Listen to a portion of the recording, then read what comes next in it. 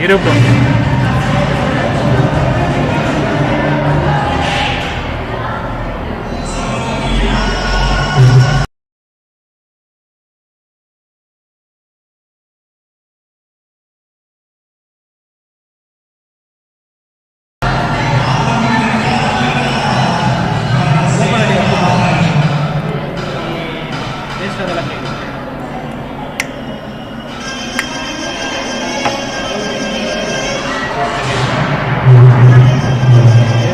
Open audio bro.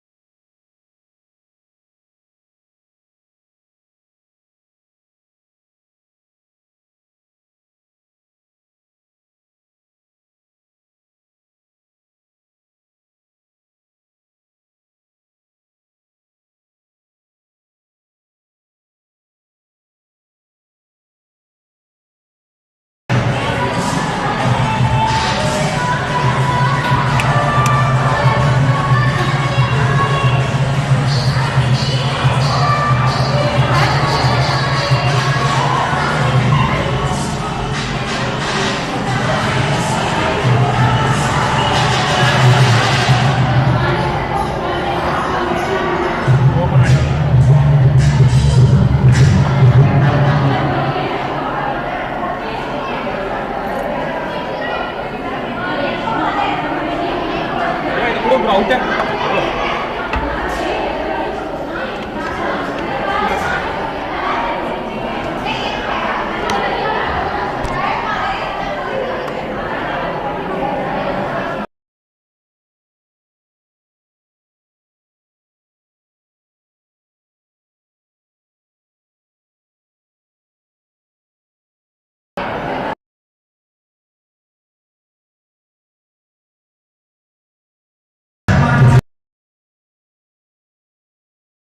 வந்த pant ரெண்டு நம்பல் round போக நம்ம புள்ள பீச் காத்து ஜவாது இங்க பண்ணு தான் கண்ணுக்கு நோவாது ஏமே ஆன் த வே மா கித்தாப்பு நான் அத்த இத்த பார்க்கல சித்தப்பு 7:30 என்ன விட்டு போவாது செம பொண்ணுக்கும் நமக்கும் ஆவாது வெரி சேடு இந்த கட்ட வேவாது என்ன விடுடா விடுடா விடுடா ஏவன்டா எனக்கு கஸ்டடி நம்ம எவ்வளவு பெரிய லம்பாடி ஏய் மேன் யூர் nobody அவன் சொல்லிட்டான் ஃபியூச்சர் டெட் பாடி ஏய் அவன்டா எனக்கு கஸ்டடி நம்ம எவ்வளவு பெரிய லம்பாடி ஏய் மேன் யூர் nobody அவன் சொல்லிட்டான் future dead body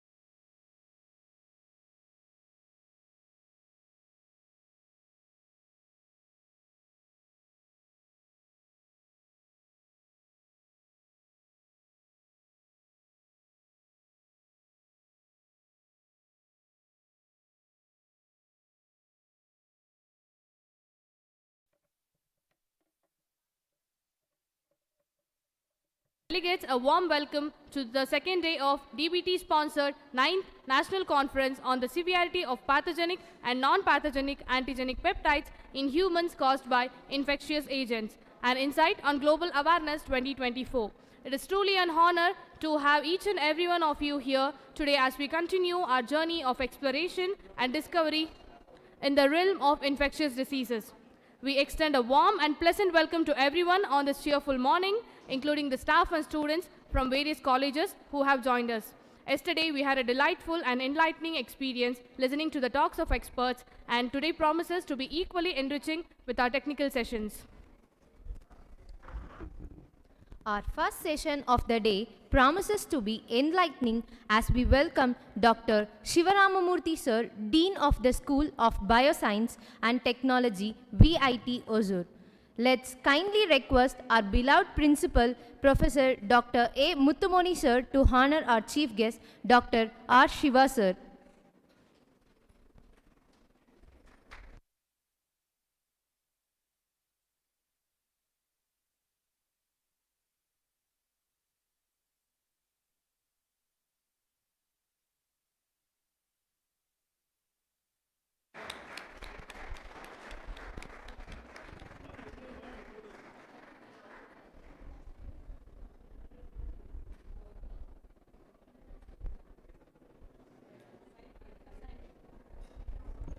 Thank you, sir.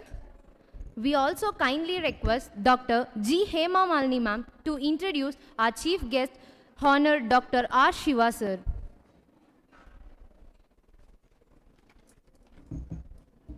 A great morning to one and all present here. It is my great privilege to introduce Dr. Sivaramamurthy sir. He is a professor and dean at the School of Biosciences and Technology, Vellore Institute of Technology, India. He earned his undergraduate and postgraduate degrees in plant science and from Madurai Kamaraj University. He carried out his PhD in plant genetic diversity at Bharathidasan University. His postdoctoral research is from Ben Gurion University and Gyeongsang National University. His research interests include natural products and its pharmaceutical potential.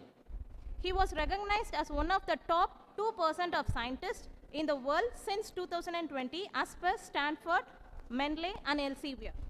He holds 87th rank in biological sciences as per World Scientist University ranking of 2021. He is one among the top 1,000 researchers in India as per Careers 36. He has been recognized for his contributions at international level and received many awards. He has been successful in obtaining various national and international research grants.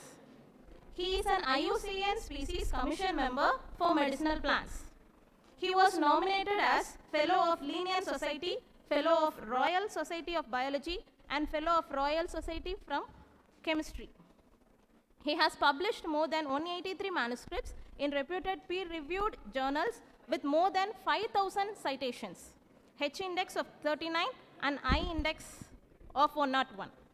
He authorized several books for CRC Press, Springer Nature, and Elsevier. He is the associated editor of Phytomedicine, Journal of Ethnopharmacology, Frontiers in Plant Science, BMC Plant Biology, BMC Biotechnology, Natural Products, and Bioprospecting. He is also actively involved in popularizing science in India by organizing conferences and conducting lecture workshops on various aspects of biological sciences. Thank you. Welcome, sir.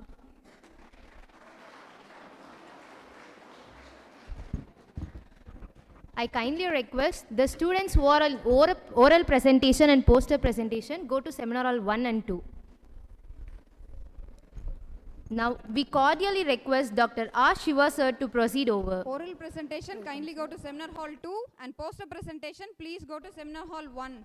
Thank you. Can we start? No, I think this is fine. Yeah. Yeah, let them settle. I think they are moving.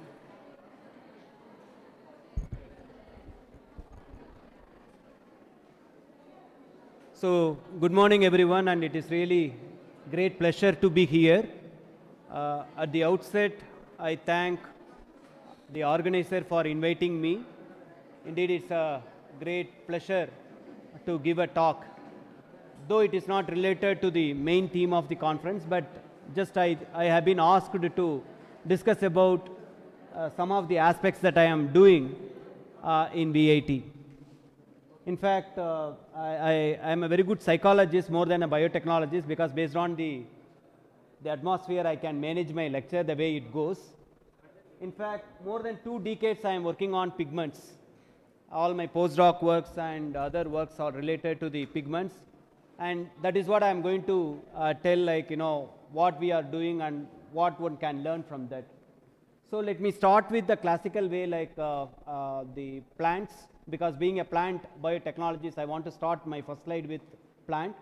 In the top you may see that it is never underestimate plants. In fact, generally microbiologist says never underestimate microbes, because they are very tiny, very small in nature. But we cannot underestimate, it can cause disease and even it can kill the individual. Nobody will say never underestimate plant, but just want to tell you that the huge diversity of the plants. You have the tree which can grow up to 150 meters. You have the tree which can survive for 1000 years or 2000 years, and you have the species which is 1 millimeter, as you can see here.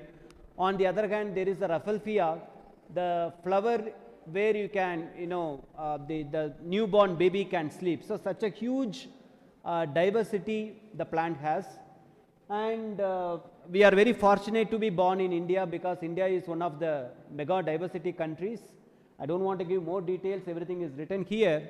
So we are very, very fortunate to have such a wonderful resources. And these are the data about the Indian biodiversity. I am not going to give details about it. But when you are talking about natural products from the plants, there are so many products that have been produced. Mainly people talk about medicinal aspects like alkaloids, phenols, flavonoids, and so on. One such thing is what we call it as a pigment. Pigments are the one which is very less studied. Not many people have studied about it. That's what I am very much interested. When I started the research, there was several questions in my mind. There are so many applications of the pigments.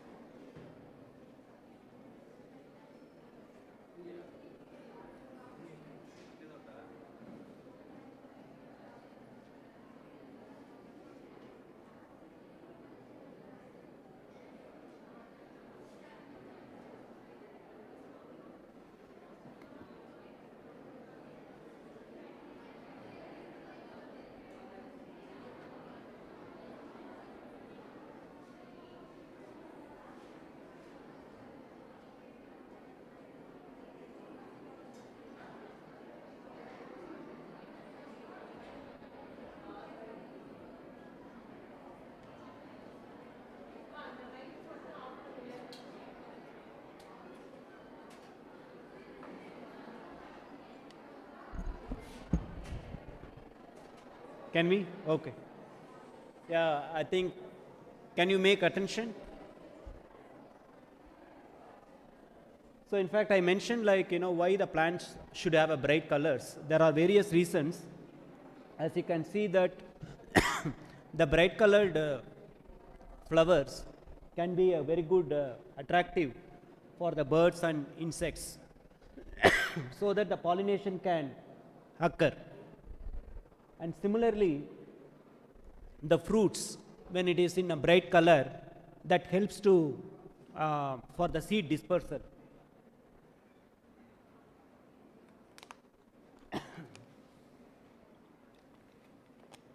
Very recently, we published a paper in very reputed journal called Photosynthesis Research.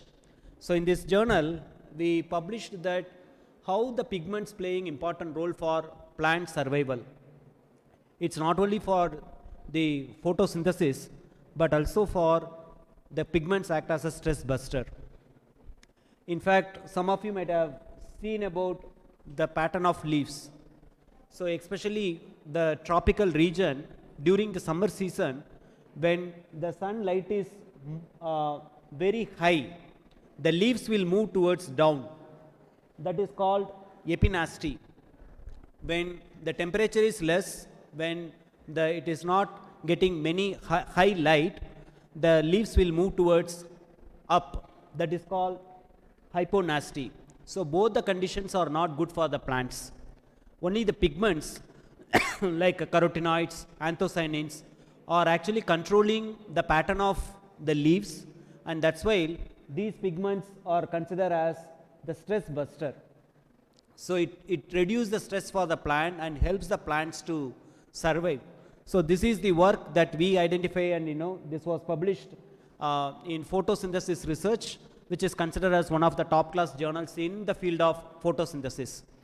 Similarly, when you see the color pattern in fruits, so you might have observed, let it be in chili, let it be in lemon, or let it be in tomato, the color of fruits will change.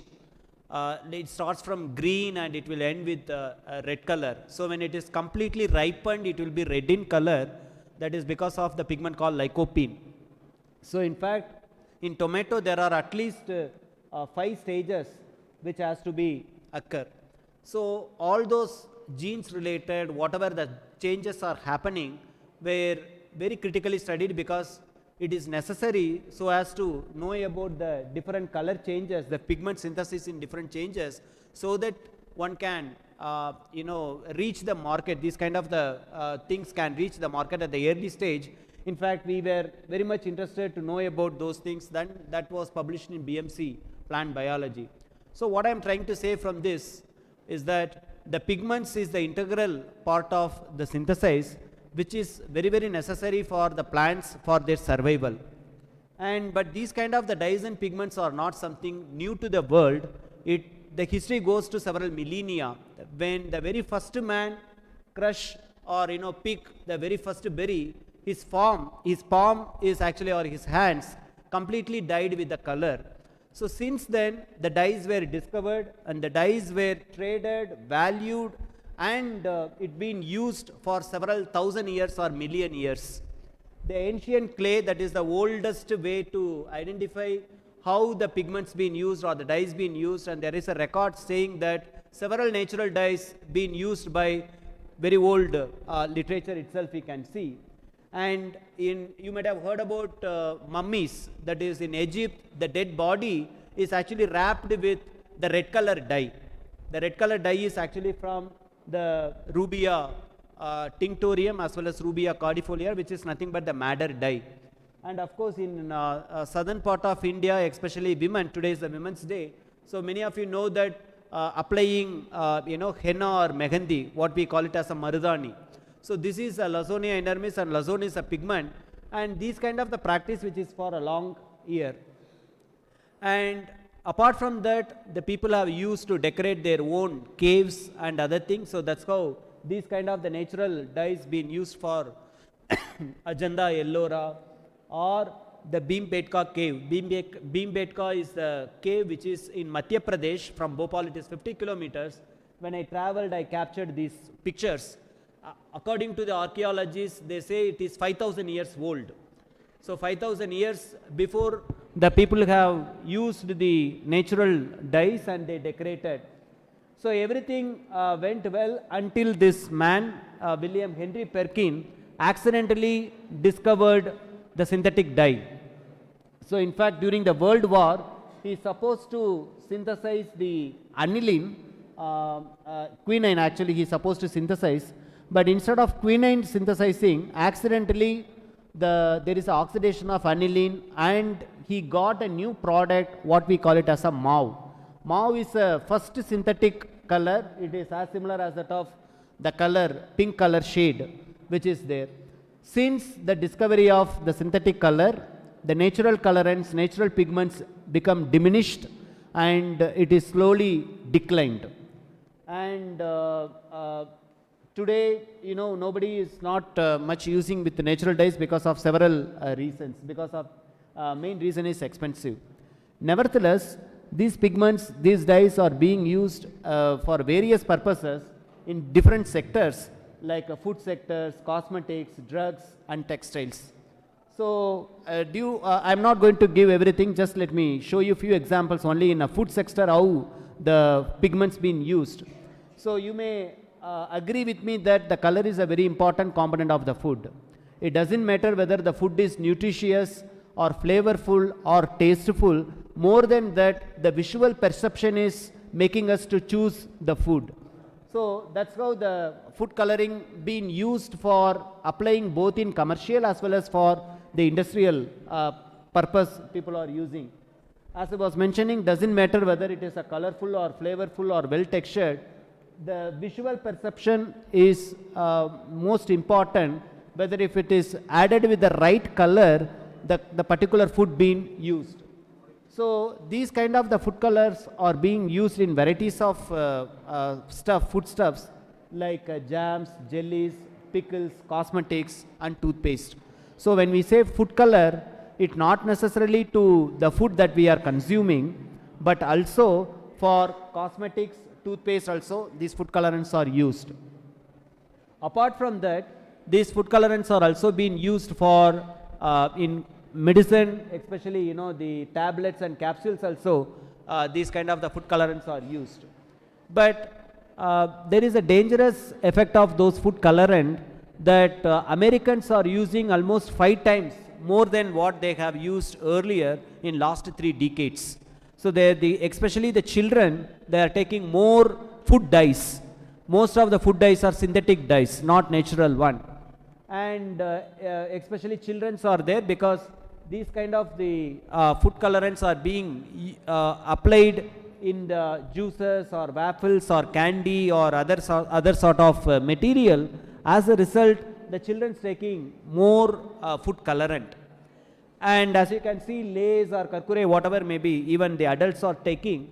So you don't know what sort of colorants been added, what sort of colorants been added in the ice creams or maybe in the soft drinks and so on. So many of you might have heard about the rainbow cakes or other kind of the things. So if you take that, all these are synthetic colorants. It's not a natural one. And you don't know after consuming heavy what sort of side effect that one can get, because only this color can enhance the appearance but not giving any sort of the health perspective. It's very questionable. And in fact, I am from Velur VIT, which is not far away. Opposite to my institute there is a dhaba. In fact, if you had a food there, you won't forget that dhaba at least for 5 hours. It's not only because of the taste, but also for the the hand that will be dyed with the color. It may be a yellow color or red color, depending on the food that you are consuming. So that's how all the hotels or the dhaba, whatever may be, they are adding so much of synthetic food color.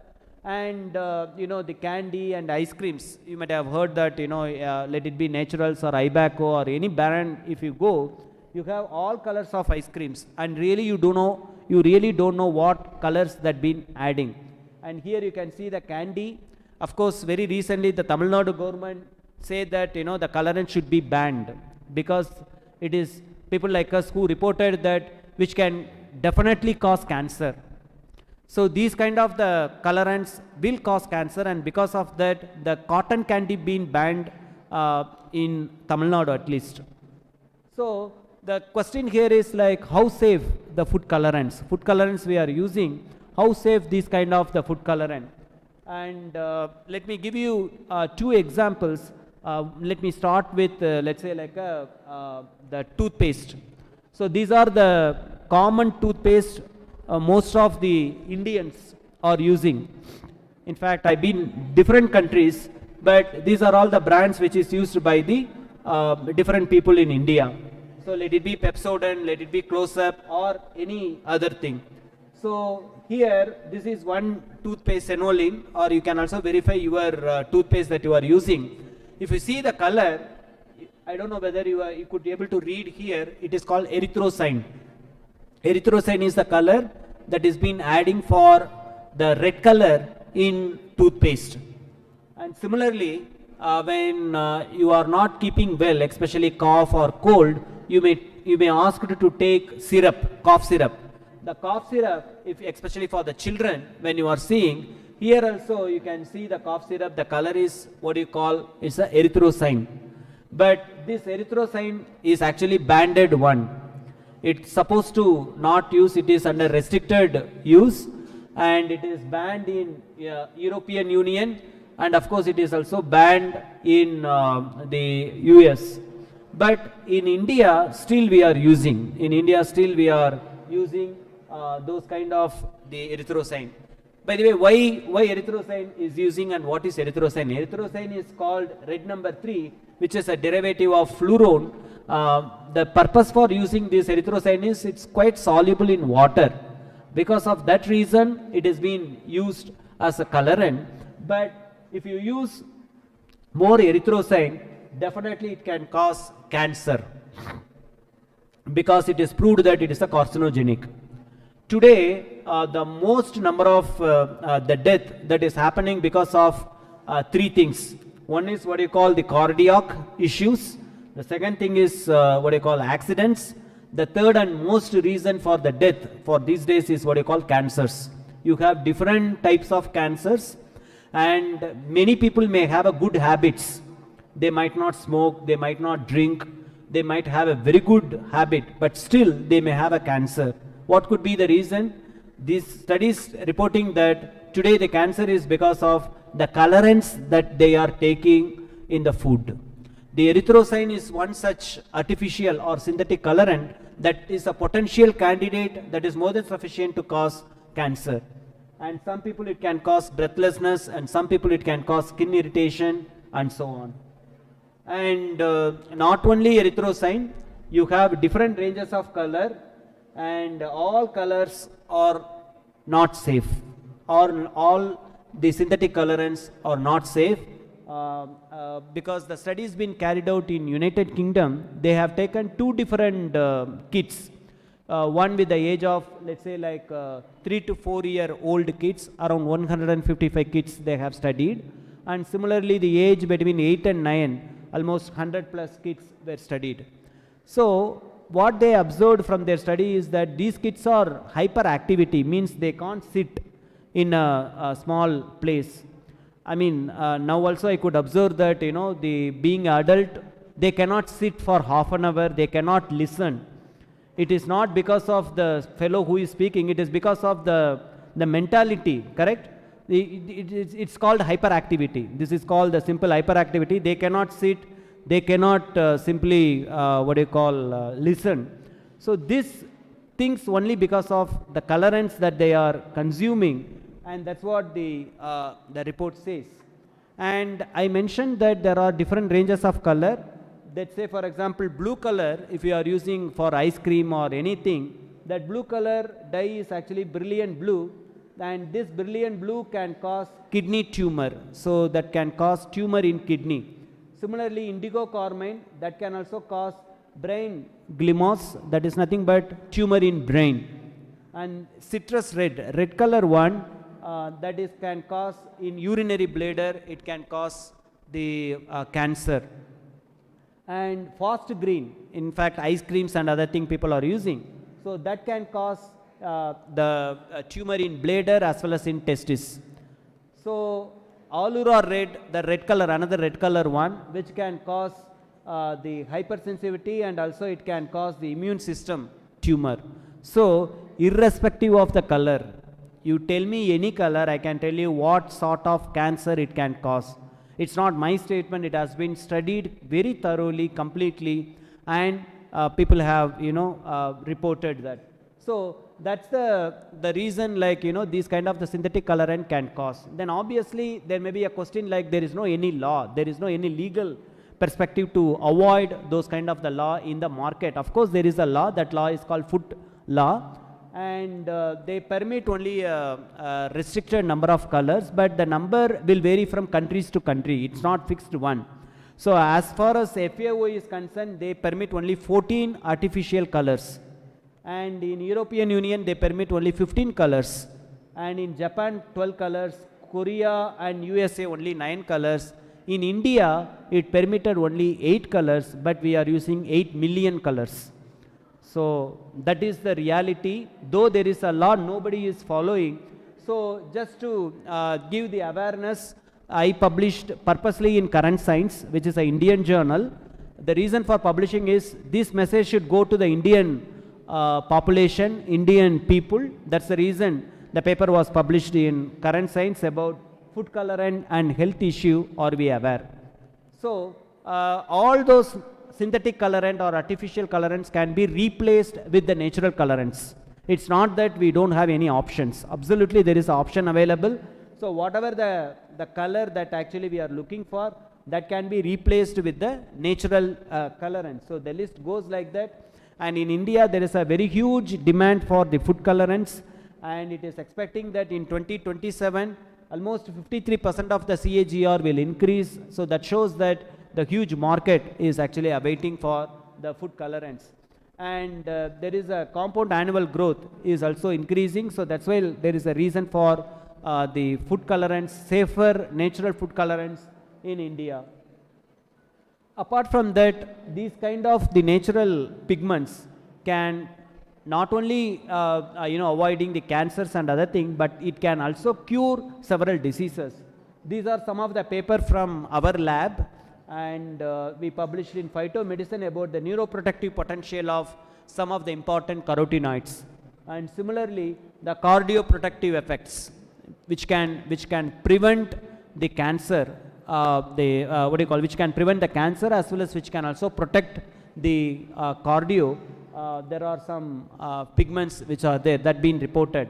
So these are all the evidence to show that the pigments have a very wide role, and it can able to cure several diseases, and it can avoid some unwanted things. So what actually we are doing is, like, the natural dyes pigment is very poor in production, because the demand is very high, the supply is very low. Because of that the cost is huge. Since the cost is very huge, that's the reason people are not preferring to buy the natural dyes, while the synthetic dyes are very cheaper. In 50 rupees or 20 rupees you can get a small vial of synthetic colorant that you can use it for months together. So what we want to do is, from our lab, what we want to do is, we want to produce more natural pigments at lower cost. So there are different way by which we can do. So how we can do is, like, one of the method can be the plant cell culture.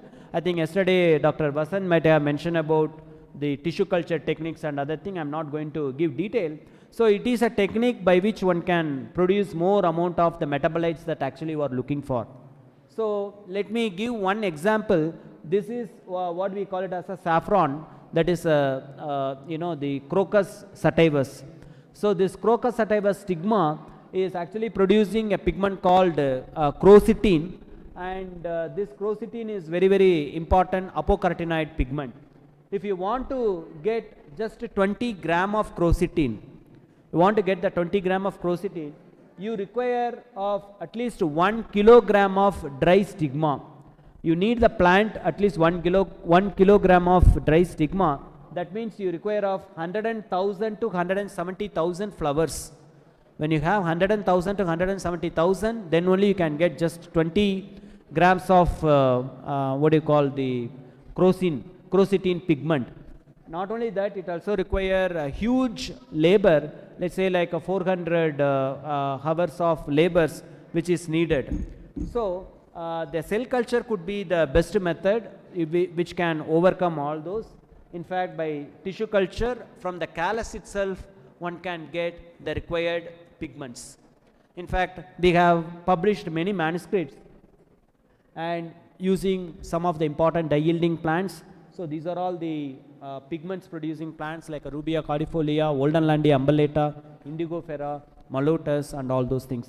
So the Waldenlandia is called Indian madder dye which is producing a very important pigment called alizarin and purpurine. So we were the first people to produce the protocol for the Waldenlandia umbellata, and not only that, we have also produced the pigments, anthraquinones, from the callus itself. Okay, this is the paper, anthraquinone dye production. Then the other way, what we can also give is like, you know, we can give the stress to the plants. So whenever you give stress to the plants undergo a sort of a stress. Because of that, it will produce more secondary metabolites. So what sort of stress we can give? We can give the salt stress, we can give UV stress, we can give cold stress, very different level of stress we can do. We have also proved that these kind of the stress will enhance the production of pigments. So these are the two important pigments, one is alizarin and another one is purpurine. And what we have done is we have given the gamma rays. By giving such a gamma rays, we proved that it produced more amount of the pigments. The anthraquinones production was very high. So by giving a high rays of the stress, the plant will produce more amount of the pigments. So this is the paper that we published, the enhanced production of the anthraquinones using gamma radiated things in Rubia cordifolia. And similarly, there is another plant called the Bixa orulina. So in Bixa, that is a lipstick tree, the common name for that plant. So that plant producing more amount of bixin, that is a carotenoid pigment. So what we have done is we gave the stress to the plant, but what we observed is there is a beta carotene content was increased by giving the stress to the plant. And similarly, we also give the UV stress to the Bixa plants, and again this time also we observed that there is a increased production of beta carotene. And all those evidences shows that whenever you give the stress to the plant, no doubt the pigment production will increase. The another important thing is about the apocarotenoids. This is the plant called the Bixa orulina. This is called the lipstick tree. So many women are here and they are using the lipsticks. I don't know whether you see the vial of the lipstick brand you are using. Let it be a very high brand, like let's say like a Revlon or L'Oreal or any brand. When you use, the raw material is actually from this plant. This is the one plant, and there is one more plant called Hematoxylon. So these are the two plants raw material. With that one, you have the different shades of the lipstick. So that's why this plant is called the lipstick tree. And this is the pigment called the bixin. Bixin is the pigment which is producing by the Bixa orulina, which is an orange color dye. So the production of the bixin is actually involving the gene called carotenoid cleavage deoxygenase. These are the genes.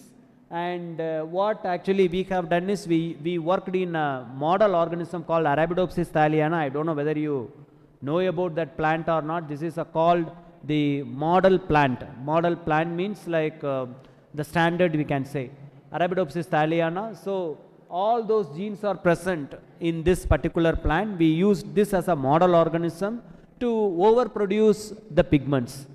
So we were the first people to study the evolution of those genes, how the carotenoid pigment genes are evaluated. So that's what we studied, and the paper was published in a journal called Gene, where we studied about the phylogenetic evolution and functional divergence of these plant CCD genes. And similarly, there is also another genes called NCED genes that also we have studied. And for the first time, we clone those genes, not only identifying, we clone using agrobacterium mediated gene transfer. So this agrobacterium mediated gene transfer, we could able to produce more amount of the pigments. So this is the cover page article, our lab research one, which is a cover page article which was published in the Journal of Cellular Biochemistry. That means we were the first people to give the structure for that particular gene.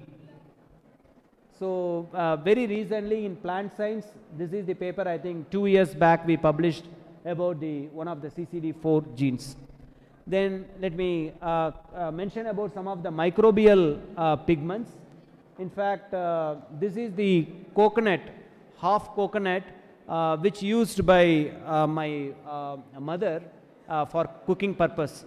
Half coconut she used, and the remaining half coconut she kept in the kitchen, and she went back to my native place. She came after 15 days. After she came, wherever she kept the coconut, it was remaining in the same place. Means I never been to kitchen, never bother what is happening at home. So when she came back, she said that the coconut was actually rotten, as well as it is contaminated with so many bacterial and fungal infection. So she knows that I am working on colors or pigments, and since there is a pink color infection or contamination is happening in the coconut, she gave me that as a gift to me. Do something if you can with this half coconut. I gave this to one of my students, and I asked them to grow in a culture. So she grown in a petit plate. Since it's a pink color, it's growing really very well. And we also grown in liquid broth. So that is also growing very, very well. As it is growing very well with the coconut, which is rich with the lipid. So we bought a new or a fresh coconut, we inoculated there also, it's growing very well. Then finally we identify the particular species is Serratia rubidea. Ruby means red. And we also identify what is the pigment. The pigment is called protegiocin. Okay. And we not end up the story. We want to use that pigment for some applications. What we did, we applied this pigment for varieties of materials like a cotton, fur, plastics, fiber, and so on. We observed that those pigments are very stable, highly stable. After several washing also it is not coming out. So that is the application of that. Then the paper was published, the characterization and enhanced production of protegiocin from the spoiled coconut. So the take home message from this is that the research you can do by observation. Whatever the observation that you are making, that helps you to do more what do you call the research, and there are so many other things. I think I am not going to discuss further about that. Let me finally conclude.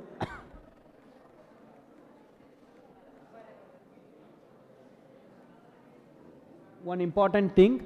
So in fact in our lab we have we made one patent. So this is the patent purely on the pigment.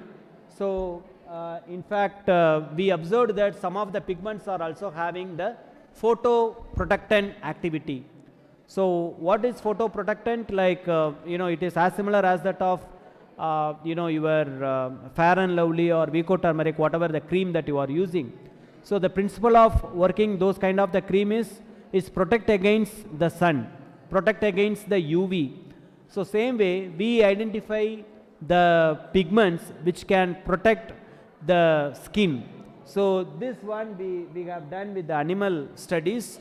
After animal ethical clearance, we got the mice, we shaved the backside of the mice so that the skin will expose to the UV light.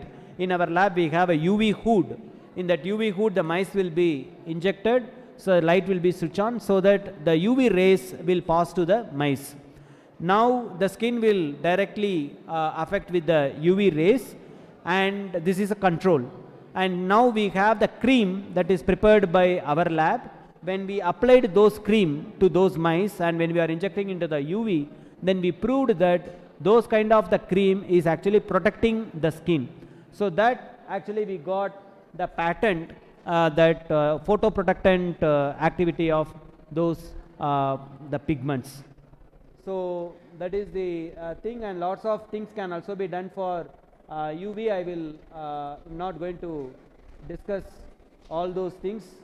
Let me conclude one important thing, that pigments have many potential, but it is not explored completely. There are so many ways one can explore, but it is not completely explored. So I think I will conclude my talk. So thanks to my collaborators, both from India as well as outside India, and these are all my collaborators. And thanks to my PhD scholars, almost 12 PhD scholars completed under my guidance, and these are all the students, fortunately or unfortunately all are women. So they are, thanks to them, and being a Women's Day, I thanks every one of them who part of my research career. So I just want to conclude my lecture. At least I think this slide all of you can listen. I understand you were busy with other talk. Just listen for only this slide. He is John B. Goodenough. So John B. Goodenough, at the age of 57, he invented a lithium battery. So that is what we are using for your laptops as well as for your cell phones. Okay, it was invented by John B. Goodenough. So 37 years later, means at the age of 94, he wasn't happy with what he discovered with the lithium battery. He developed much more technology, and he developed with a lithium coated glass electrolyte. But he hasn't finished yet. He was working still at last breath of his life, and in the University of Texas. So age is no limit for doing a research. He is the real inspiration and motivation for many researchers, including me. In fact, I have published 185 papers, 3 books, and I am a top 2% scientist of the world and top 1000 researchers of India. But still, sometime when I feel like I haven't done some of the achievements, then I thought of John B. Goodenough, means like still we have a time to do something. So that's what I also feel like, he is the real inspiration for all of us. So turn your knowledge into application. So this is the Louis Pasteur, who says that to him who devotes his life to science, nothing can give more happiness than increasing the number of discoveries, but his cup of joy is full when the result of his studies immediately find practical applications. So whatever the research that you do, it should come to the society. The ultimate aim, the society should get benefit of your research. So with this word, I complete my lecture, and thanks for your listening. Thank you.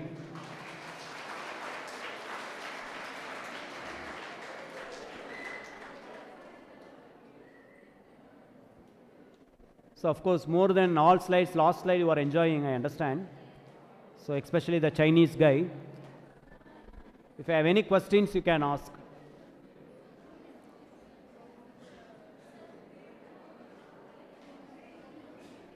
Yeah.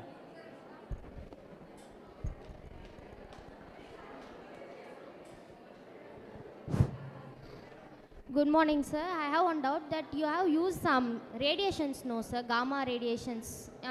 In that, if a human use this radiation, it causes mutations, no, sir. Mutations will be alter our gene. Like any structural modification or gene modification will be taking place in this pigment, sir. A very good question. It is not necessarily human being. Even in the plants itself, the mutation will take place. So what do you mean by mutation? There is a changing of the sequences. Okay, there are different types of mutations. say for example point mutation, there is one nucleotide will be changing, clear. So whatever may be the stress that you are giving, let it be a UV stress, let it be a salt stress, or let it be a gamma stress, when these kind of the stress given to the plant or human being, obviously the mutation will takes place. But the question here is, those kind of the mutation can give two effects. One is good effect and another one is a bad effect. Most of the cases in human being, this will end up with a bad effect. But what we are trying to say is these kind of the UV rays can also converted as a good effect, by which the pigment productions or alkaloid productions or other metabolites productions can takes place. So no doubt these kind of the mutation will change the gene sequencing. If the gene is production is done over there, sir, but if it be increased or decreased, sir, the pigment structures will be same or it will be altered, sir? We cannot say the generalized statement. It varies from species to species, and also the level of the stress that been given. Okay, so in fact with respect to the gamma rays and all, there are rays are there, 15 rays, 20 rays, 50 rays, 100 rays and so on. It depending on how much you are giving, that matters a lot actually. For the cultivation of pigment, you use a bacteria, agrobacterium, no sir? Rather than that, we can use any bacteria, sir? No, agrobacterium is a well known, the vector. Agrobacterium is a vector basically, okay. So there are different vectors are there. P. cambia vector, P. silent vector, PUC vector, PBR vector, okay. Lots of vectors are there. Agrobacterium is, there are different species of agrobacterium. Agrobacterium tumefaciens, Agrobacterium rhizogens and so on. So of course we can use many different types of vectors. What I have mentioned is we used that as a vector to overproduce the pigments. Thank you, sir. Thank you.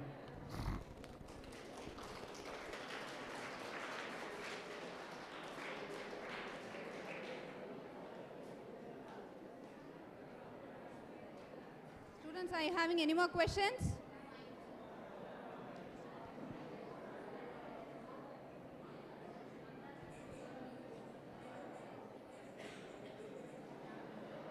Murugesh, do you have any question?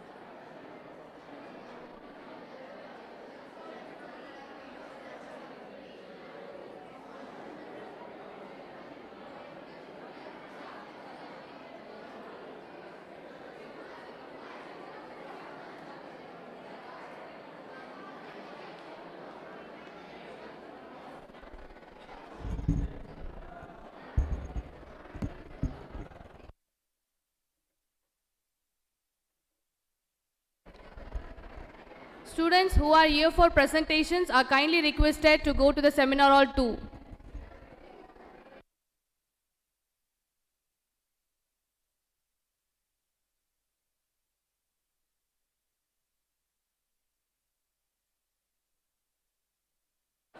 Presentations are being conducted in seminar hall 2.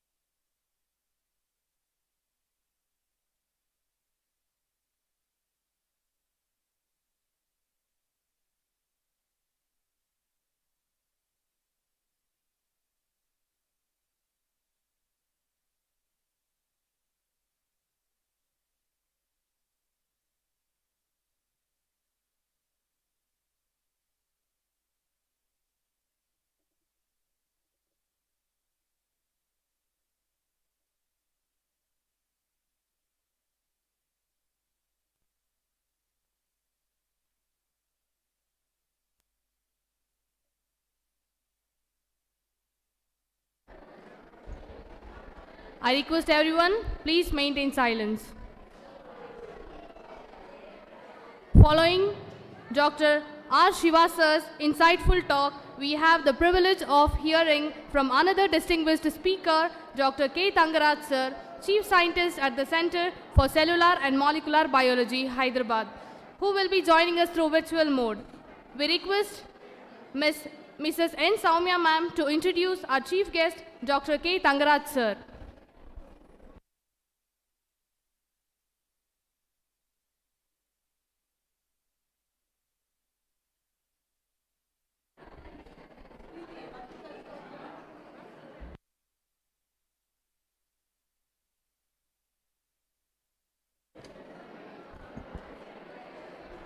Good morning, one and all present here.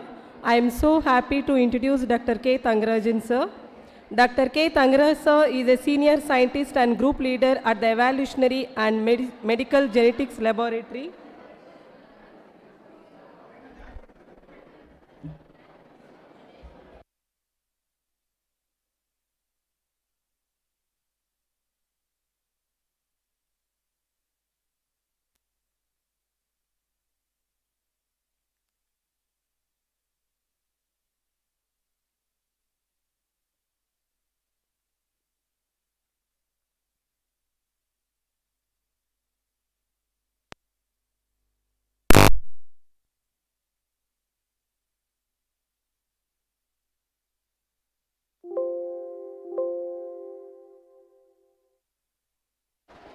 Okay. Good morning, one and all present here. I am so happy to introduce Dr. K. Thangarajan sir. Dr. K. Thangarajan sir is a senior scientist and group leader at the Evolutionary and Medical Genetics Laboratory, Center for Cellular and Molecular Biology, Hyderabad, and a former director of Center for DNA Fingerprinting and Diagnostic, Hyderabad. His main research interests are origin of modern human cardiovascular diseases, mitochondrial disorders, male infertility, sex determination, forensic genetics, and genetic basis of Ayurvedic paracytis.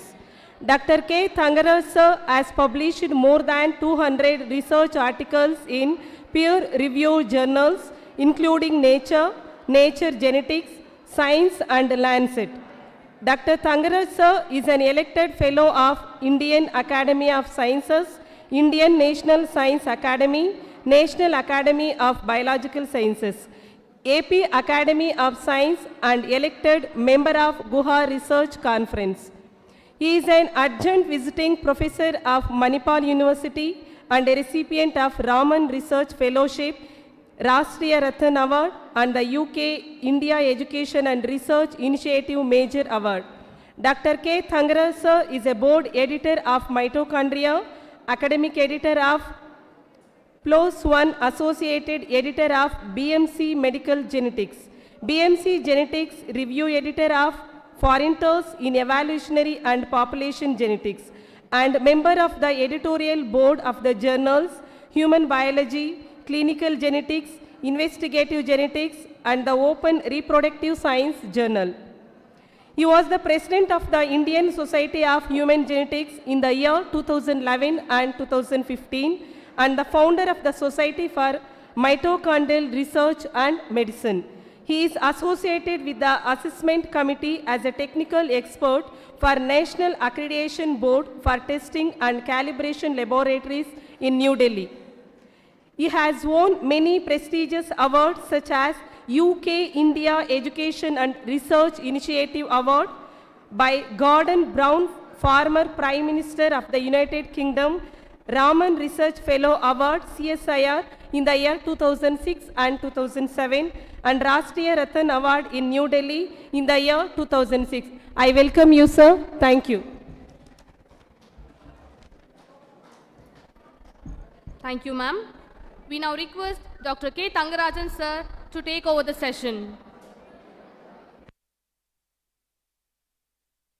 Very good morning to all of you. Could you hear me? Hello?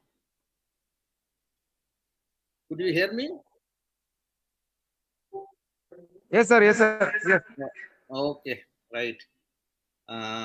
Thank Dr. Nitirajan for inviting me to give a talk, but unfortunately I could not be there in person to deliver a talk. But I thought somehow I need to give this talk.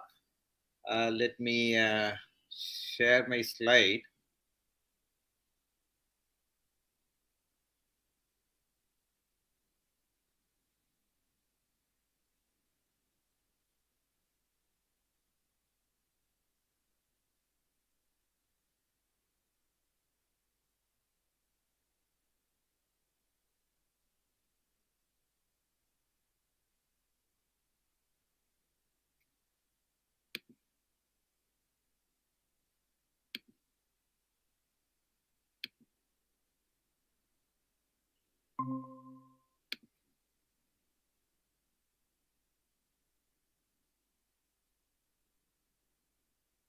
Would you be able to see my slide? Yes, sir. Okay, good. So what I'm going to talk to you is that how important to study the population genetics or population genomics to not only to understand our history, but also understand our health and disease. So how you can see that how where we began the work and how we ended.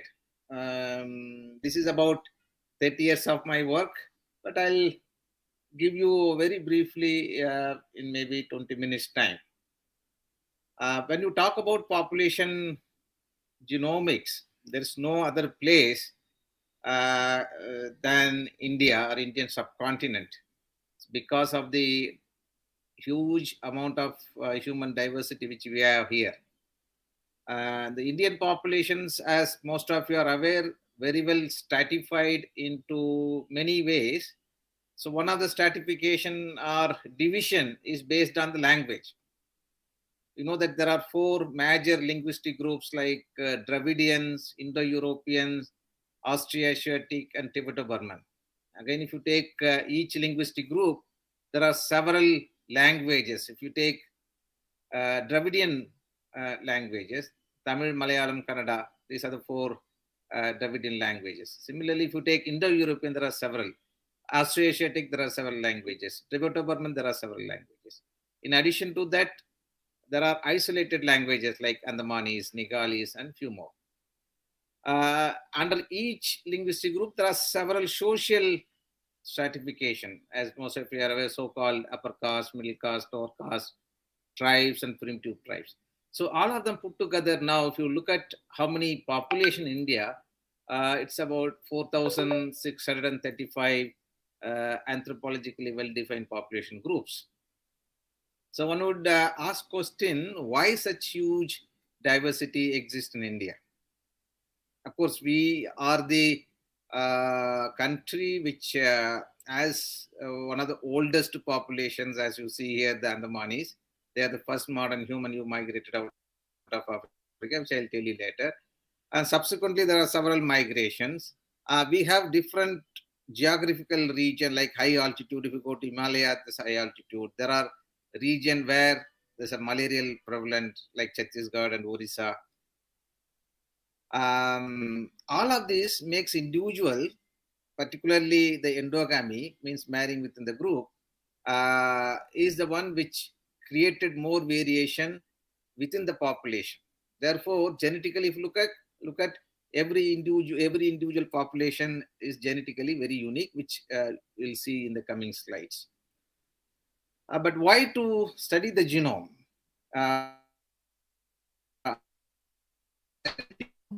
Genome is very, very important. Everything is whatever we see, whatever the way we look like, whatever the way we respond to the drug which we take, whatever the way the infectious disease we get, because in a particular place, if there are 100 individuals, not all the 100 gets the infection. Even the COVID time, we all exposed, but only few of them have got COVID infection, but not others.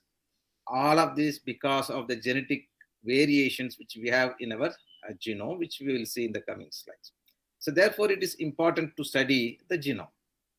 And if you ask simply what is the genome, genome is a genetic information present in the cell, right? And if you look at cell and there's a nucleus, when the cell started dividing, the nucleus will condense and it will give the thread-like structure called chromosomes. In the somatic cell of human, we have 46 chromosomes, or you can say 23 pairs. Of the 46 chromosome, 23 we inherit from father and 23 we inherit from the mother in the form of egg and sperm. In addition to that, you know that there are mitochondria in the cells, and these numbers are not defined because here we have only 23 pair of chromosomes, whereas mitochondria are large in number. Depending upon the energy requirement of that particular tissue, the copy number varies. And it has its own DNA called mitochondrial DNA. And if you compare these two, this is 3 billion base pair, and mitochondrial DNA is only 16,500 base pair. While we inherit all of these from both the parents, mitochondria and mitochondrial DNA, we inherit only from the mother, because father's mitochondria, which is in the mid piece of the sperm, will not go into egg at the time of fertilization. Or if you go there, there will be a mechanism of degradation. Therefore, we all inherit the mitochondrial DNA only from the mother. Because of that, there are a lot more applications in terms of looking at population history. One can trace the maternal lineage using the mitochondrial DNA. Similarly, the Y chromosome, the smallest one, all the males have this. It goes from grandfather to father, father to son, then to his son. So it goes paternal side and this goes maternal side. Okay. But on the other hand, if you look at what Francis Collin, who involved in sequencing the human genome for the first time, he defined genome is a shop manual with an incredibly detailed blueprint for building every human cell. He also said that genome is a history book, a narrative of the journey of our species through time. And then third, he also said that genome is a transformative textbook of medicine with insights that will give healthcare providers new powers to treat, prevent, and cure the disease.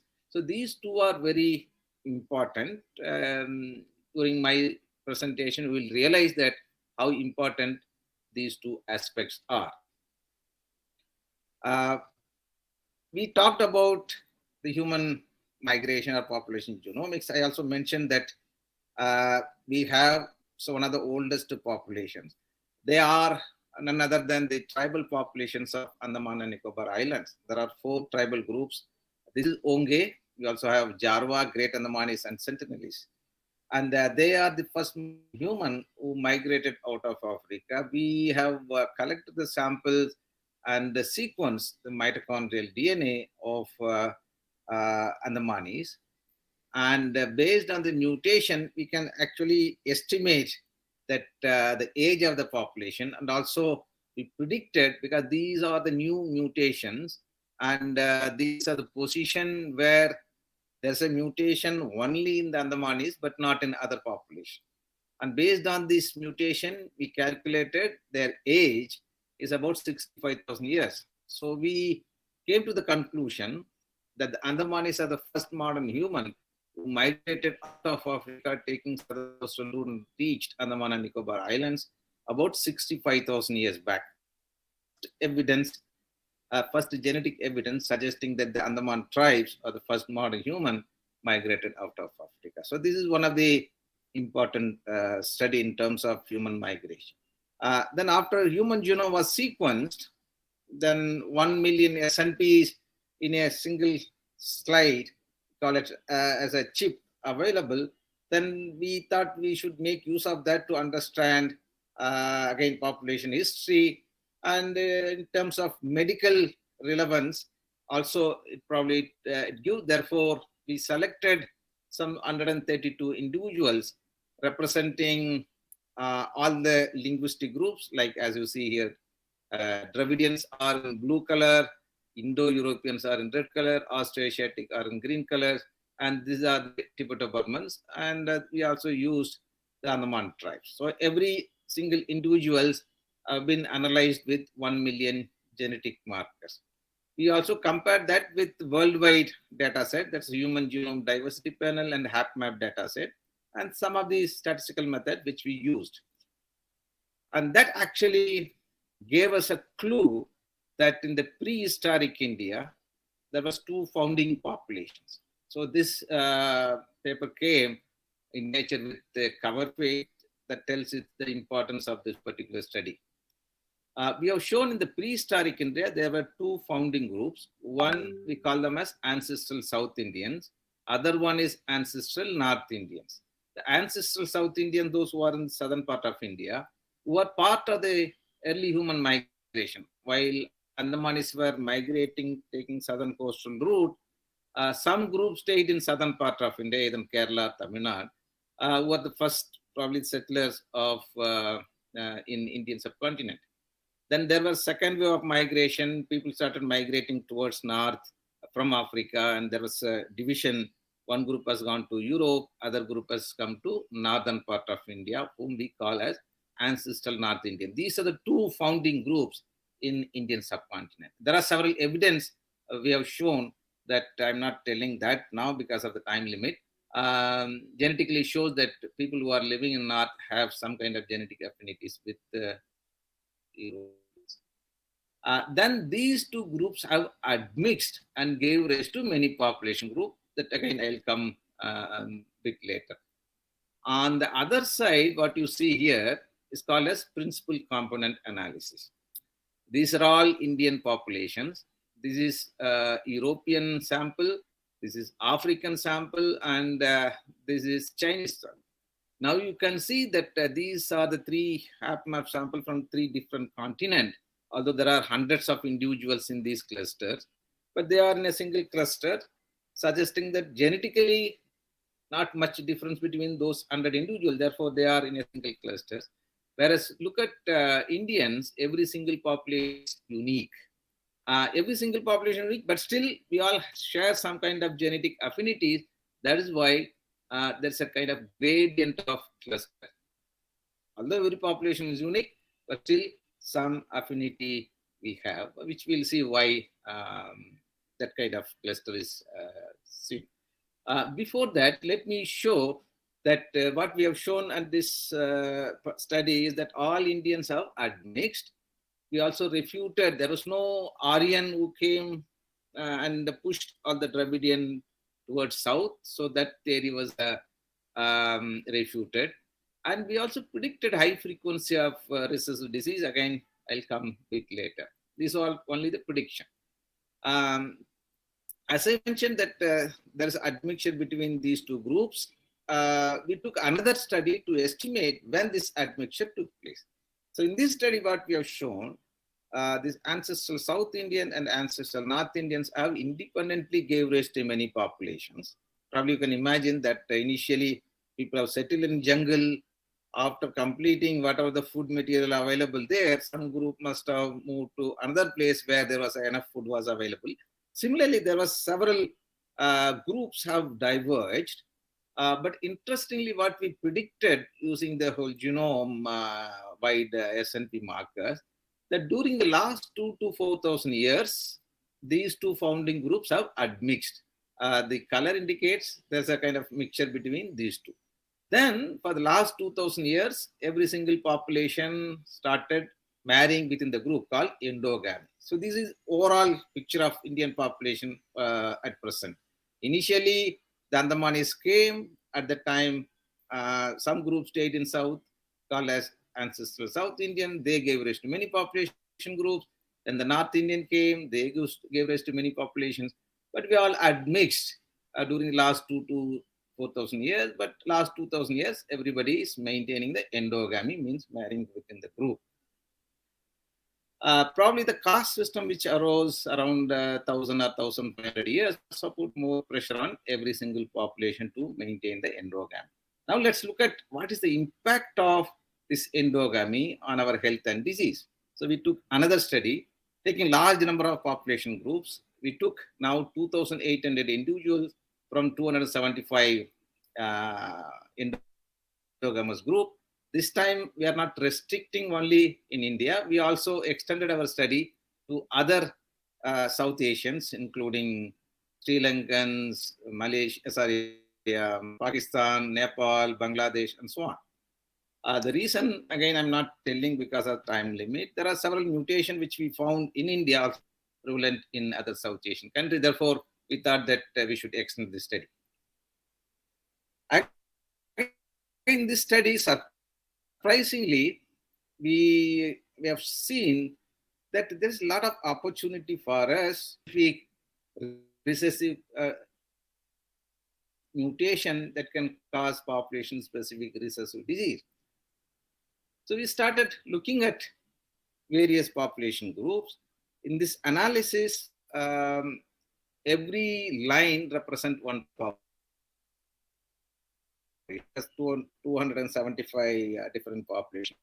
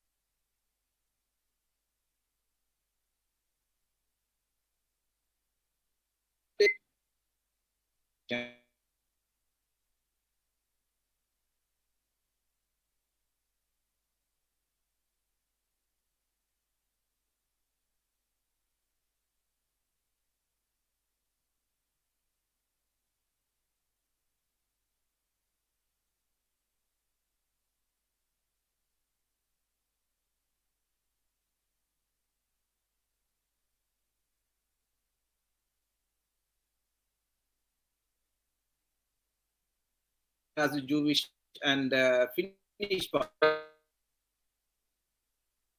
very tiny IBD score, but still they have large number of disease, and these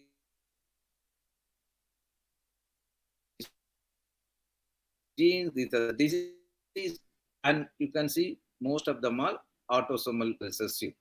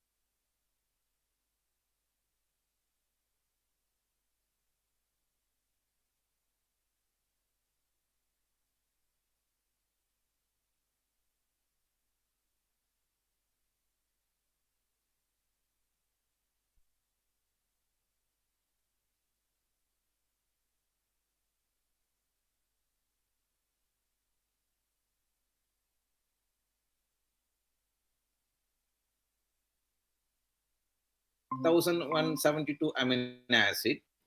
And when the mutation 11 base pair deletion, this is from 1172 becomes 799 amino acid. That's a truncation of the protein.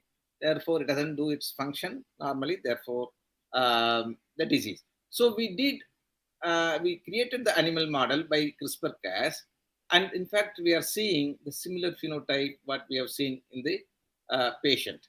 Not only the externally, even the internally, you can see the intestine. There's a lot of inflammation. Of course, we are continuing this study for understanding what is the actual molecular mechanism involved in those. So it will take some time to understand.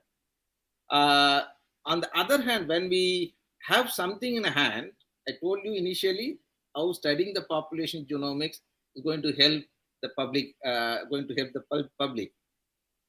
So we traced this mutation, we identify the mutation. Now we wanted to actually help two mothers who are pregnant, had a history of couple of death in the family. That means less than 2 months after the pregnancy. So we designed a simple PCR-based method and collected the amniotic fluid. And this is the homozygous mutation, what you see here. This is the heterozygous mutation, 2 alleles. The amniotic fluid also has 2 alleles, suggesting that the fetus carrying heterozygous mutation. We confirmed that by sequencing. And we advise the mother to continue with the pregnancy because heterozygous mutation means she also heterozygous. Therefore, the child will be apparently normal. And she continued, and last June, the child born with the normal phenotype. So that's a joy for us that we started something, understanding the population history, then we found something in the population.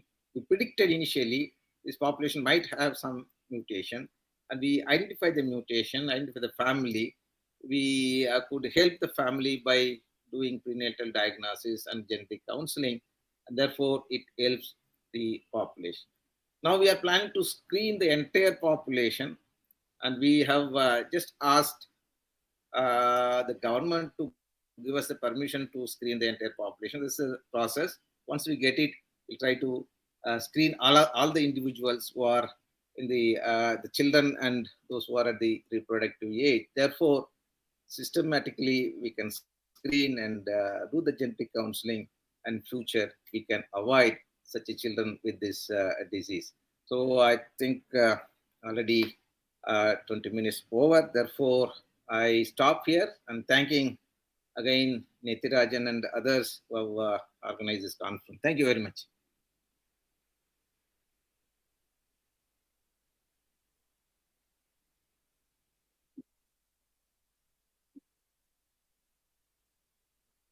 Have yes, if you have any question, I'm happy to answer.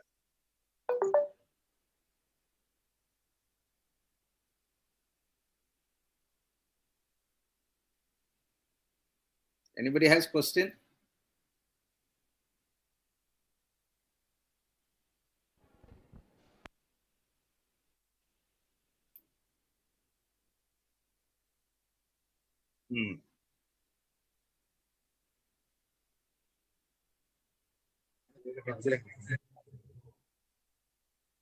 Sir, good morning, sir.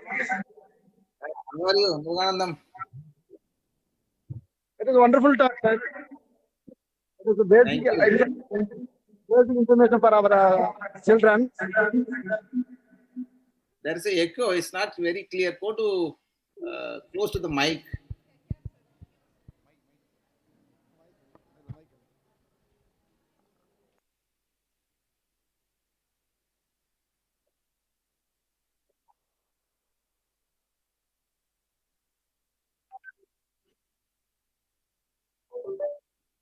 Thank you.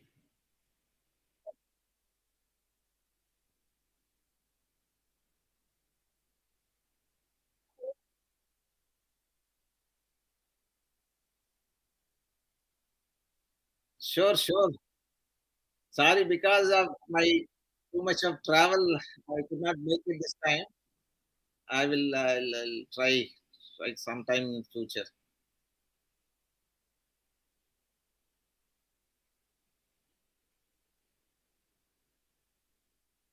Okay, so no question. I can log off, right?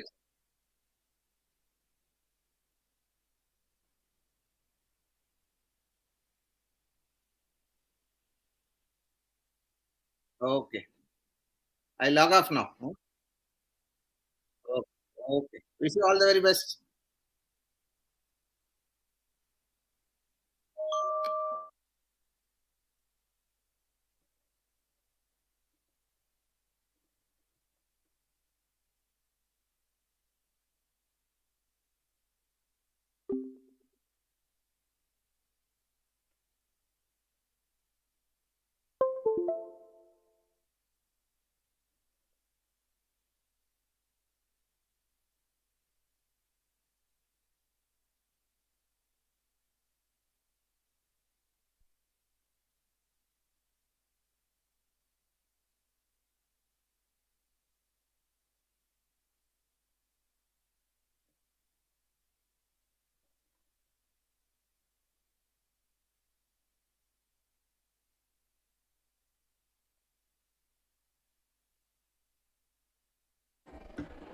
We welcome everyone to the last technical session of the conference by Dr. N. Muruganandam Sir, Scientist D, Division of Virology, Regional Medical Research Center, ICMR, Andaman and Nicobar Highland.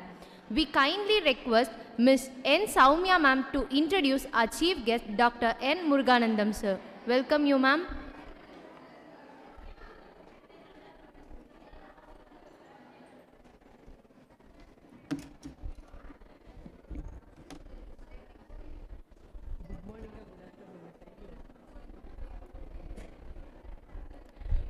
Good morning, one and all present here. I am very grateful to introduce Dr. Muruganandam Sir. Dr. Muruganandam Sir is a highly experienced scientist holding the position of Scientist D at the ICMR Regional Medical Research Center in Port Blair, Andaman and Nicobar Islands, India. With a career spanning over 21 years, Dr. Muruganandam Sir is a prominent figure in the field of medical microbiology, specializing in emerging infectious diseases. Dr. Muruganandam Sir has an impressive academic background, holding degrees in MSc, PGD, BIT, MPhil and PhD, showcasing his commitment to continuous learning and specialization in his field.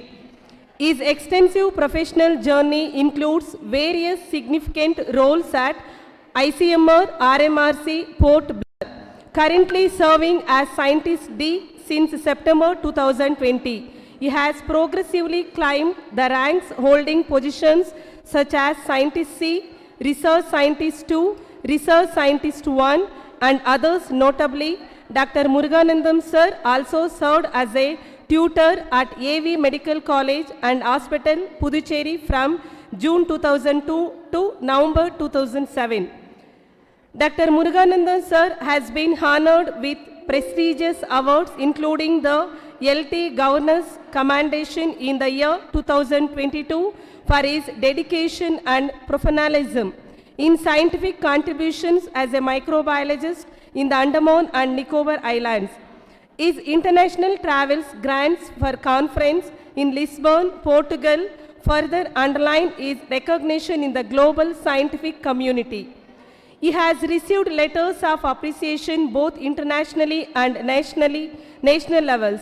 Notably, the Department of Public Health, Royal Government of Bhutan, acknowledgement his efforts in organizing World Health Organization sponsored training workshops. Closer to home, Directorate of Tribal Welfare and Directorate Health Services in Andaman and Nicobar administrations commended his contributions, including efforts during the COVID-19 pandemic and tribal population screenings. Dr. Muruganandam Sir has undergone 22 national and regional level training workshops and has actively participated in international and national conferences, showcasing his commitment to staying abreast of the latest developments in his field. His international exposure includes visits to Lisbon, Portugal for the Global Conference on Novel RSV, Preventive and Therapeutic interventions, and Bhutan, where he served as a technical expert for World Health Organization sponsored training workshop on laboratory diagnosis of leptospirosis. Dr. Muruganandam sir has an extensive list of research publications with contributions to both peer-reviewed international and national journals. His Google Scholar H index of 19 reflects the impact and recognition of his work in scientific community, having secured extramural financial support for various research projects.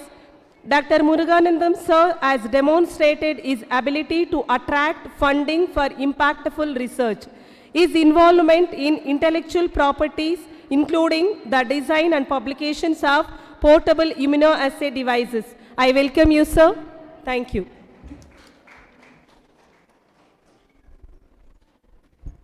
We kindly request Dr. N. Muruganandam sir to take over the session. Welcome, sir.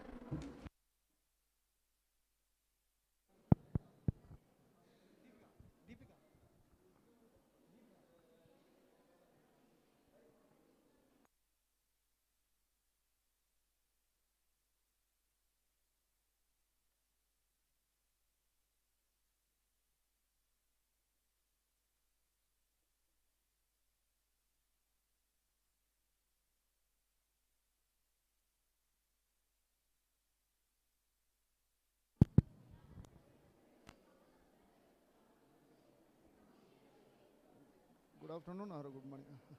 Now I have to say good morning, right? Yes. 7 minutes are there. So I am saying good morning to everyone. Last bench. Good morning. Yes. Till now, whatever you have seen, I don't know what is the topic, how much you have acquired. But my topic is interesting topic. Right. I am from Andaman Nicobar Islands. Can you say Andaman Nicobar Islands is India or abroad? India. Silent. Listen here. You are going to listen an interesting topic. Just follow here. Andaman Nicobar Islands is a remote island. It is a part of our country. But sun rises about 1 hour before as compared to our mainland. 2 hours before to New Delhi. Okay, we are 1,500 kilometers away from here. From Chennai, 1,500 kilometers from here to 2,000 kilometers away from here. Right? So, I have given an opportunity to discuss and share my knowledges, what I acquired from my area, that is emerging infectious diseases area, what I have acquired the knowledges, what I have experienced, that I would like to share with you all.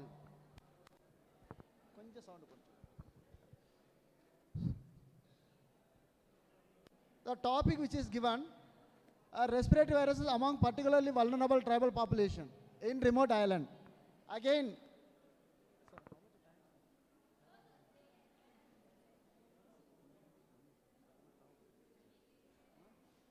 okay, I am discussing here respiratory viruses among particularly vulnerable tribals.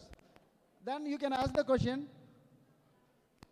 why the viruses present in tribal population, what is the importance to me, why should I listen?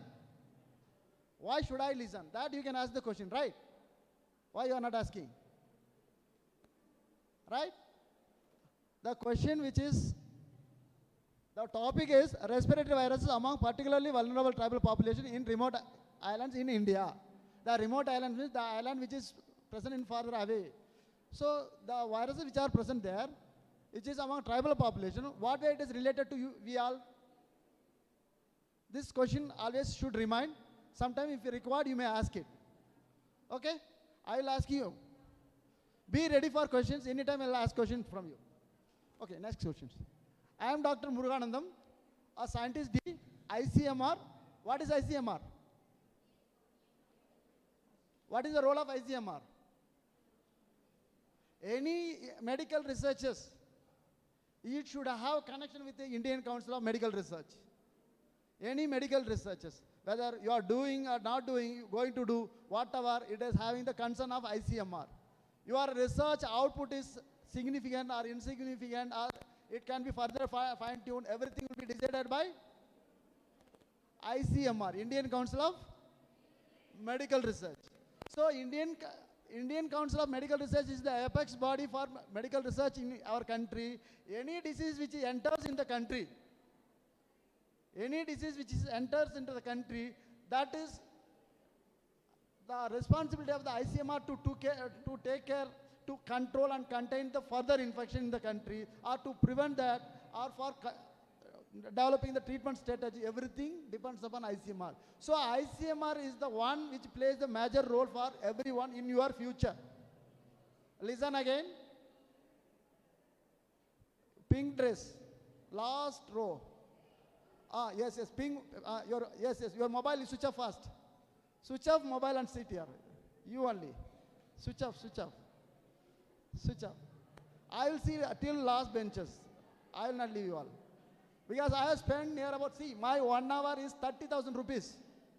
My 1 hour is 30,000 rupees, okay? I will not leave simply. Right? My 1 hour is 30,000 rupees. In addition, I have spent so many hours to travel here. So you should listen, because it is not such a simple thing. You have next, after completing your BSc, MSc, what you are going to do? Okay? You have to come to ICMR. That day I will be there in ICMR. You can't escape from me. After that, you have to come to me only. I know every face I will remember. Your people already working with me. Your seniors are working under me. I have taken from here, I have selected. So I will see some good faces, means not face, talented people, I will take here. I have so many opportunities in my pocket. I will give some opportunities. If you are good in asking questions, something, I will wait for that one. Okay, now I am going for the background. The background is respiratory viruses usually most common causative agent which is associated with the respiratory diseases in human. Then especially these respiratory viruses usually affect children. In that, the respiratory virus may transmit through direct mode or indirect modes. It may transmit through any mode to you. So you should be safe. Okay. There are no studies for identifying respiratory pathogen in islands. Even our mainlands also, there are no studies about the respiratory viruses. Every time cold is coming, you are taking your kerchief, simply you are cleaning, then you are telling cold came, some cold. You are telling some infection. That means we are not identifying the viruses. Every time you have to identify viruses, what is the viruses associated with that particular cold. That may be severe viruses. For adult, it may be mild. But when we are going to children, less than 2 years, less than 5 years, less than 10 years, the morbidity varies. You all are above 10 years, so you are escaping. You all are above 10 years, so you are escaping. Again, when you are going above 50, 60, black shawl, listen me. Okay? So, after 50 years, again you will start suffering. So be careful about what are the viruses enters, what is the preventive measures, what are the treatment strategies required. That's what. Okay, it is in tribal, no studies. Even India also no studies. Because we are 140 crore people. It is not possible to provide a diagnosis facility for everyone. Am I right? The diagnosis facility for everyone, if you required, it is not possible. For simple traffic rules we are not following. How it is possible to provide everything? Am I right? That much burden is there. Economic burden is there. So many resource burden is there. That's what we'll do. Sample selection somewhere we'll do. So every corner we are doing. Every corner of the country we are doing. That is the responsibility of ICMR. Next slide, please. Next slide. See, where my studies are going on in Andaman Nicobar Islands. See, that Andaman Nicobar Islands has different area. It has near about 550 islands. 550 islets and islands. Islets sometimes will be visible, sometimes it will go inside water. Islands means stably visible. So out of that, some 30 plus islands are there, human inhabited. 30 plus islands are human are present there. Okay, in that, the first stage, top you are seeing, see, where is the Andaman? That magnified one you see. The top one, that is the cluster which is present. It is South Andaman, First top one is North Andaman, Middle Andaman, South Andaman. Then again Little Andaman. Then down one square is there, you see. That is Nicobar group of island. Then what is Nicobar group of island is?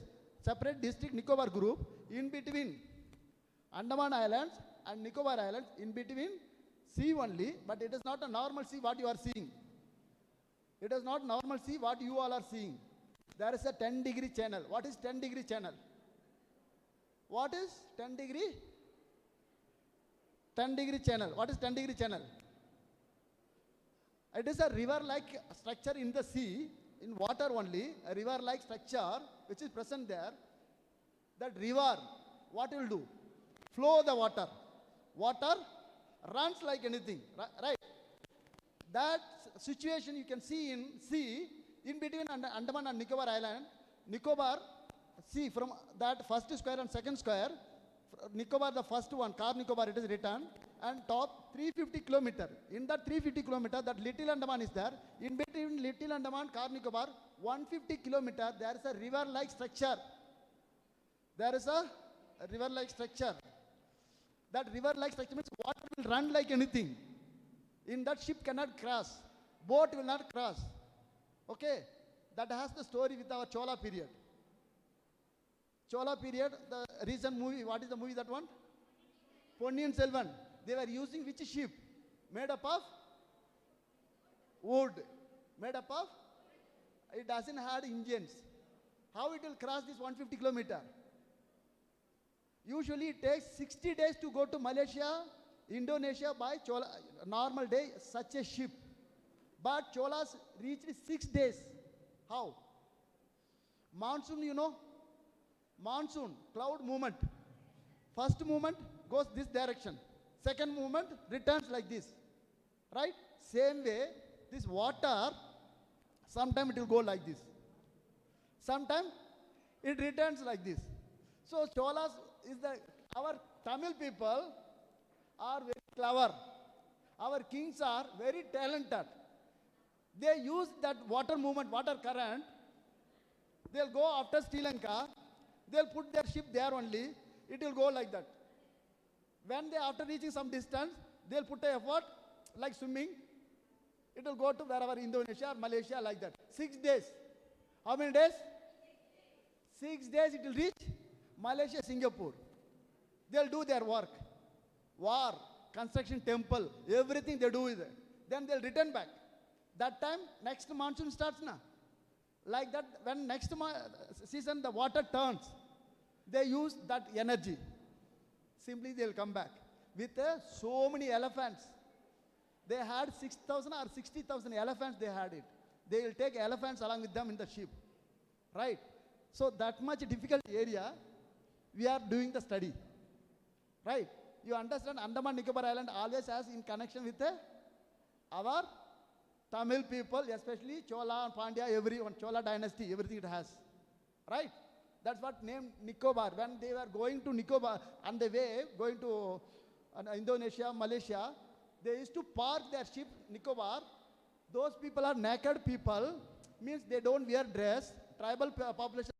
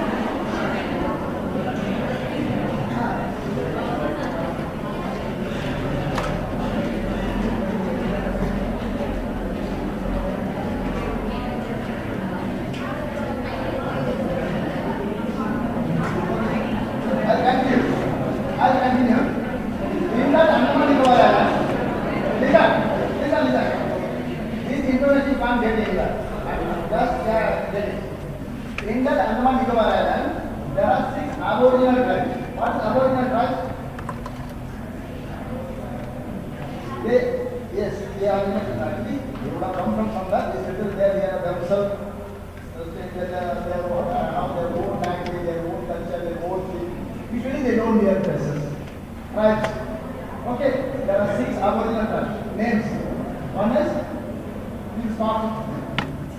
Java, there will be negrotoid. Negrotoid means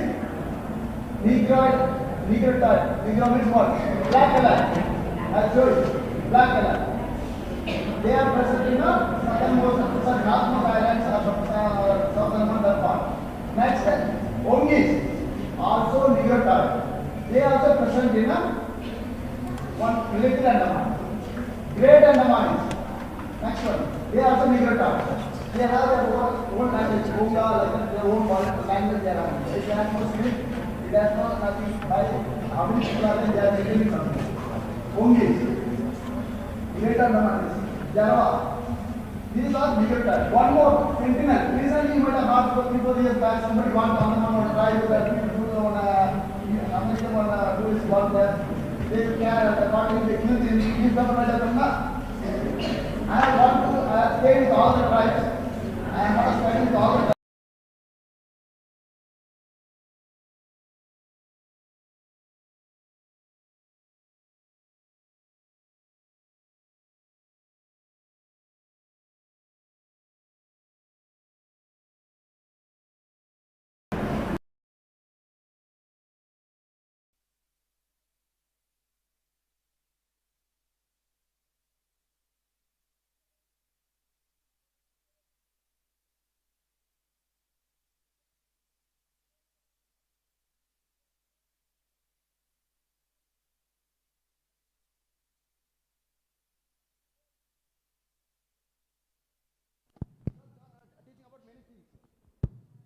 He was telling many about human genetics, many things he was teaching, that Tangaraj sir is the big scientist. When he was scientist, senior scientist, principal scientist, I was student. Today, with him, I am giving scientific talk. So today, you people are students. When sometime I will be there, you people should be a big scientist and give a talk, right? That's what we are coming here. We are not coming to show this thing. I am big. We are not here. You don't know. I am here not to show that I am big scientist, that thing. My salary will come in my account there every 31st or 30th. I am not here for that. I need not to take this much travel pain, 10 hours, that one. You people will not get a chance to meet a scientist. How many of you met a scientist physically? Show me, raise your hands. Have you ever met a scientist? How many of you want to become a scientist? How many of you want to become a scientist? At least one raised. So that means you are not having the aware how to become a scientist. But at the class 7th, I thought I should be a scientist.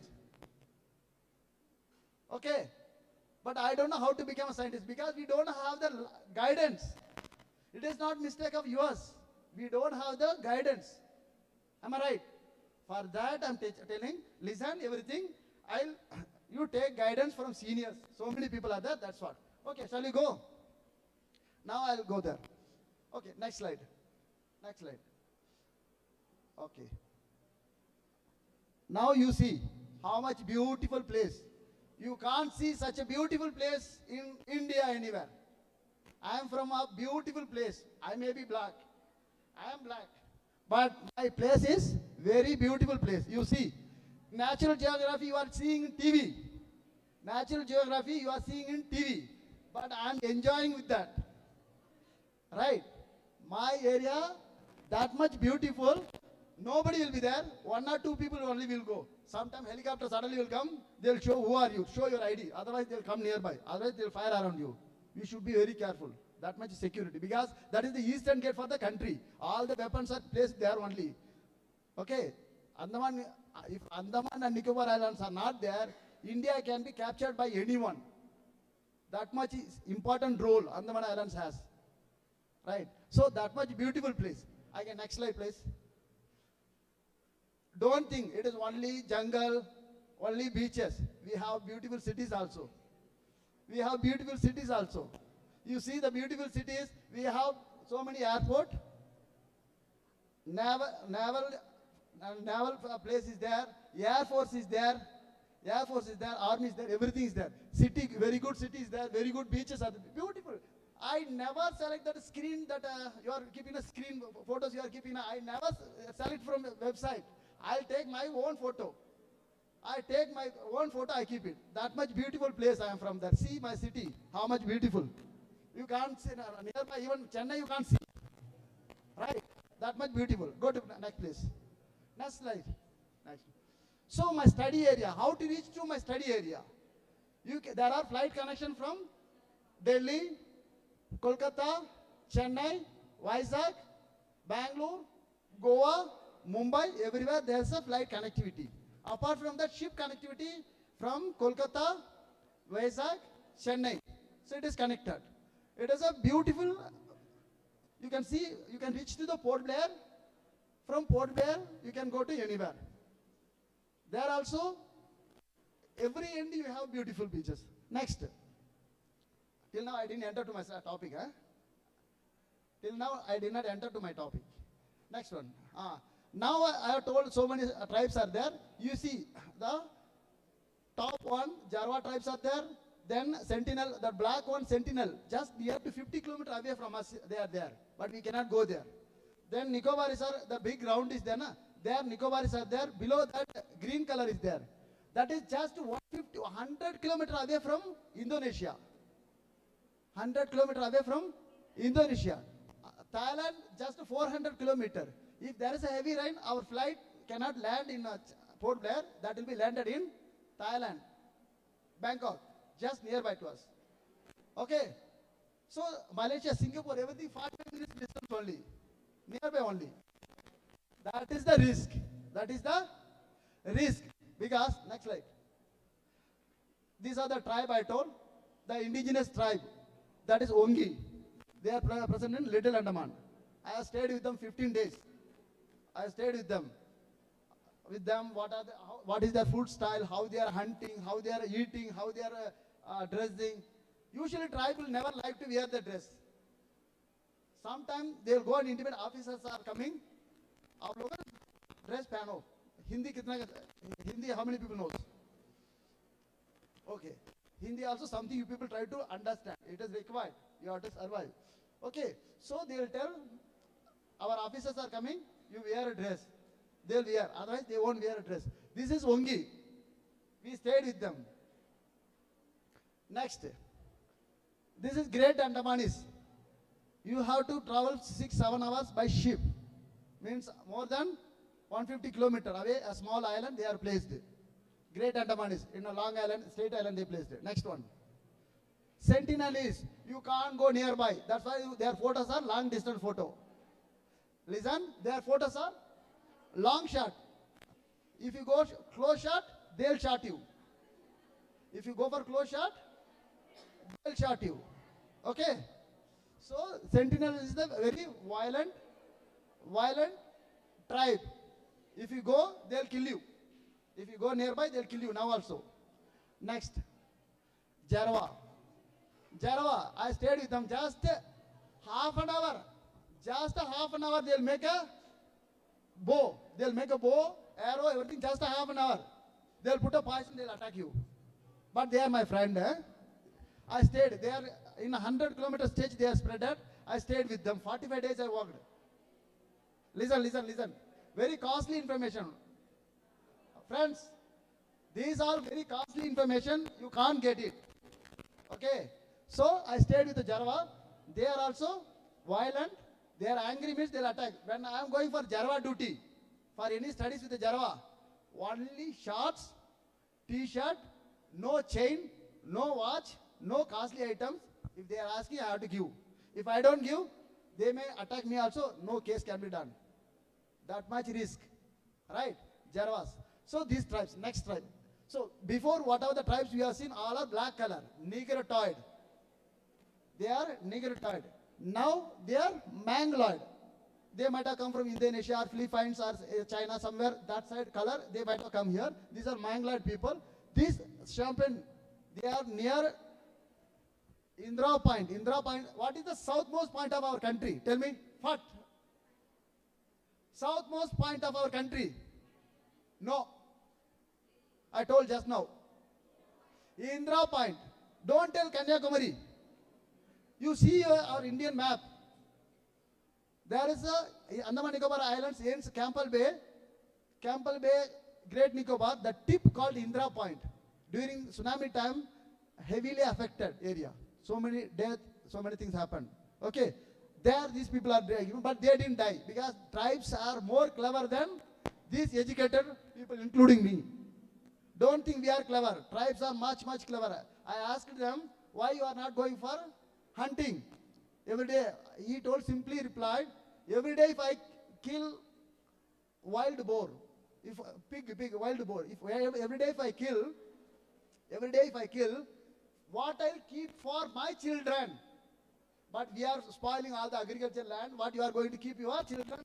I don't know. But they preserve their ecosystem. Every day they will not go for hunting. They'll catch some fishes, they'll catch it. Raw fish, they'll eat it. They'll not cook. Pork, sometimes they'll catch it. Every day they'll not go. They have big IQ. That's what tsunami time they escaped. Next slide. Then Nicobaris, little bit modernized. Nicobaris. They are in Car Nicobar and some part of other islands. These much tribes are there in Andaman Nicobar Islands. My studies are with these people, study population. Okay, one study I want to discuss next. So keeping the geographical proximity of Nicobar group of islands and migration birds migration and lifestyle of these indigenous tribes. The indigenous tribal population, they are usually vulnerable, right? Keeping this view and close proximity to neighboring countries. From neighboring countries, there are poaching activity. What is poaching activity? For stealing purpose. For stealing, catching crocodiles, stealing costly woods, they will come from Burma. Burma, 200 kilometers, they will come. Indonesia, Burma, from all the countries, they will be coming here. They will do. So that time, if they are infected with some other infectious disease, that disease may come to tribes. Not only tribes, that is the Andaman Nicobar is the tourist place that may enter in those islands also. If that is entering that island, tourist population coming from different islands, different countries to Port Blair, and this tribal population getting or other population getting some viruses, it will go to all over the country. Or those tourists will bring so many viruses to those islands. Vice versa. So that islands are very risky, right? Again, that question, first question, what is the purpose I should know about the viral infection among tribal population? Why I should learn? Answer is there. Yes, if you entered there, immediately next flight it will catch and enter to Tamil Nadu, Kolkata, Delhi, Pune, Goa, everywhere it will enter, right? So you should always screen it. You should always watch it, what is going on. For that purpose only. For that purpose only these studies are important. Now these studies are important or not? Right? Nike. Okay. So everything is important. Next. Okay. First, the virology study, how we initiated. 2009, there was a swine flu outbreak everywhere. Swine flu, Pandrikachal. Outbreak was there. Then immediately there was an order from the head office from Delhi. You should be prepared to face the situation. In Andaman, even Tamil Nadu was not ready for that diagnosis system. But Andaman, they given the instruction, you should be ready for diagnosing the disease if it comes. So we made a setup, whatever required, diagnostic facility, real-time PCR, that time nobody knows. But we made a setup, we got somehow we are able to manage the situation. Government has given the facilities, immediately we established the facilities, we were ready. Then there was instruction from the naval cadet telling that there is an NSS camp. Some people are suspected with the ILI, influenza-like illness. Screen it. We were very careless. These people has no work.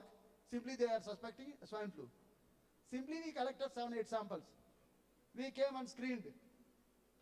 6 out of 7 were positive. How you will inform? Swine flu positive like that, if you inform, whole media will cover, whole newspaper it will come, it will go to headquarters, everyone will tell, these people misdiagnosed something like that, they'll fire us. We got shivering. Okay, everything came positive. We were very cool, it will come negative like that. We were, our team, all my juniors, all are very funny way we were doing the result. I thought this boy is doing something wrong like that. Result came, we got tensed. Suddenly we all switched off our mobile. 7:30 we switched off our mobiles, we closed everything. Again we started retesting. 11 o'clock, everything came positive. I'm calling my director. First time when I told my director, scolding, you people like that only, how it will come positive? You did something wrong, like that he's scolding. Other people all closed, we closed all mobile. 11 o'clock we are performing. 11 o'clock result also positive. Now we are confident the result is positive. Now till Prime Minister we have to inform, na? This much critical situation. So again we have taken, again we are retesting, again taking bath, again retesting. When we retested, confirmed, ensured it is positive. Okay, internet, we have taken photo, everything shared to the experts, everyone told it is clear cut positive. Now 2 o'clock, Chief Secretary, Governor, everyone we have to intimate. Night we intimated. Next day press meet. So in that, this is the first outbreak in 2009, virology, respiratory viruses study started in Andaman. Right? Next, that time, wait. The date-wise, what is the cases reported, that is present in the graph. And that time, Car Nicobar, that is a remote island. What happened? Some people of that area, they transmitted the viruses to their Car Nicobar. There, how many cases reported? That details are present in the table. Next. Okay. Now, how this, that is the 2005, 2009, what I'm telling you, my publication detail, that is my publication. Okay. What happened? How this virus entered here? We required, na? So we took that virus, we did a DNA sequencing. We want to identify how this virus came. Finally, this virus was close match to the Dubai virus and the India virus. That Dubai virus, why it is matching? There was a story that one person came from Dubai, he landed in Port Blair, he gone to Middle Andaman. After reaching Middle Andaman, what he did? He came back to Port Blair.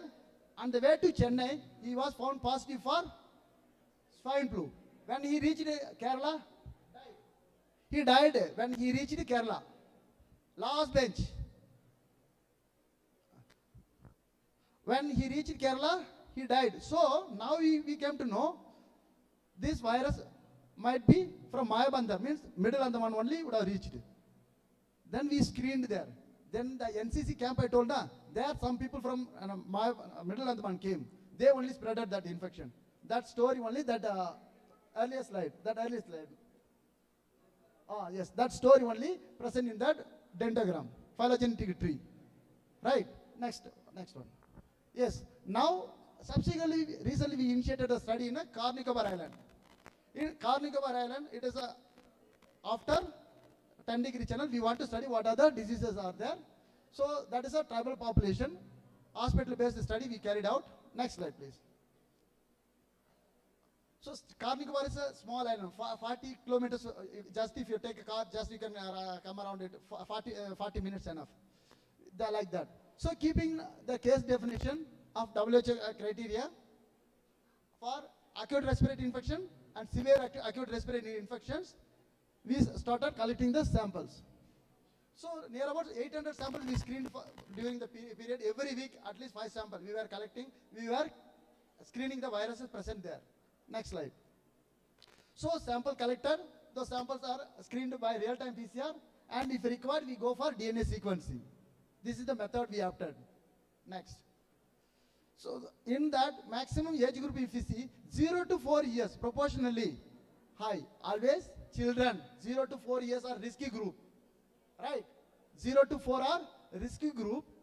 Here more suspected also, suffered also, reported and suffered all are 0 to 4 years more, then followed by other age groups. 3,000, whatever you are seeing that one. Then male, always male, female, there will be no much difference. This all okay. And RSARI, if it means severe acute respiratory infection, hospital reported 354, and out of that 146 enrolled in the study. Like that, near about 6,000 people suffered during the study period. But sample collected for around 6,656. Next. So overall, when you see, out of severe acute respiratory infection, the comparison between SARI means severe acute respiratory infection, R means acute respiratory infection. Usually children suffers more with a severe acute respiratory infection. I told in the beginning itself, children should be taken care. Children should be taken care. Now, respiratory syncytial virus it plays major role causing severe acute respiratory infection and leading to asthma-like condition, right? Mask. Hey, remove mask. Remove your mask. Remove mask. Remove your mask. Okay. So the other ages, if you compare with that one, always, SARI is means severe acute condition, always more among children, right? Okay, next. Usually we know a respiratory virus comes means cough will be there, and a cough is more reported among them, fever, chills. Next one is nasal discharge. Other symptoms are less only. More was cough, right? You are selected. Okay, I'll take you to Nicobar. You give me your CV. Give your CV. Really, I want you. Give me your CV. Take your CV. Okay. Next. Out of so many viruses, I told, really I'm selecting you. Respiratory syncytial virus A was the most reported virus, followed by human influenza virus A, H3N2, and H1N1 also reported. That 13 is H1N1. Apart from normal COVID virus, you are always suspecting COVID virus. Okay, apart from COVID-19, other coronavirus, human coronavirus NL63 and OC43 also reported among tribal. Okay, that COVID also reported. Next.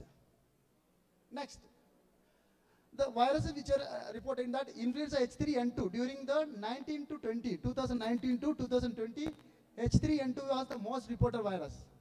Next. And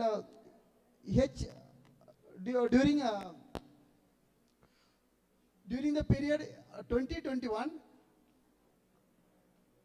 here HMPV was more reported. In addition,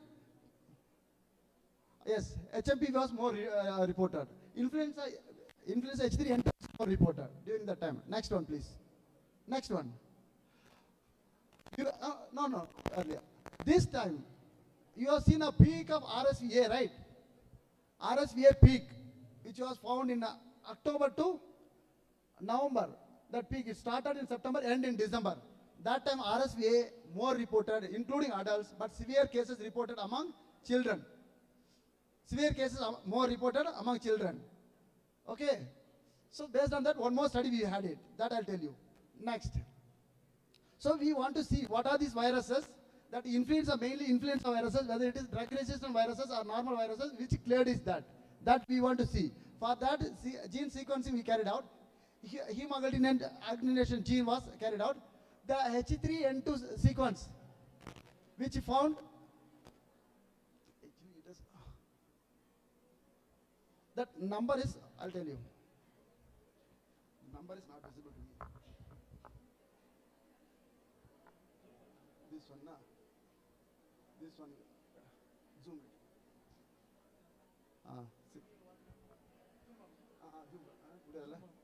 Okay. Yes.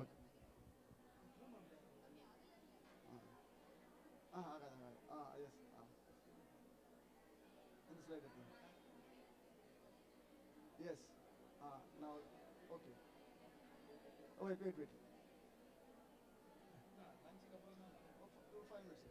So, the H3N2, which reported, you see, 3C, listen, that there are types of, genotypes of influenza viruses.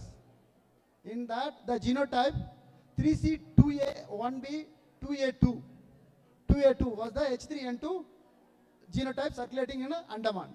The same circulating in India also. There is no difference. The same time, the same circulating. Move that side. This one. This side.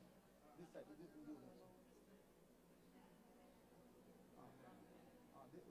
Here, focus it.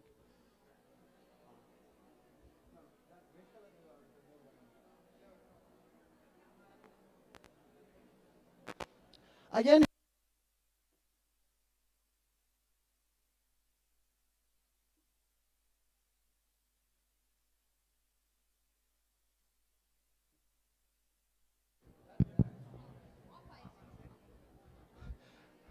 In Car Nicobar, the H1N1 virus, H1N1, that virus, this is the origin of the swine flu. What is the first one reported? What is the first one reported? 2009, and this had no difference. Same genotype reported in 2019-20 also. Okay, next slide, next slide, next slide. Next slide. Based on that, we want to know why the number of cases of respiratory syncytial virus A was suddenly high. We want to know. Then when we analyzed, there was a COVID outbreak was going on, pandemic was going on. Everywhere there was a control. Okay, quarantine was there, everything. Suddenly, after some time, the relaxation came. Okay, first wave over. After first wave, you can move.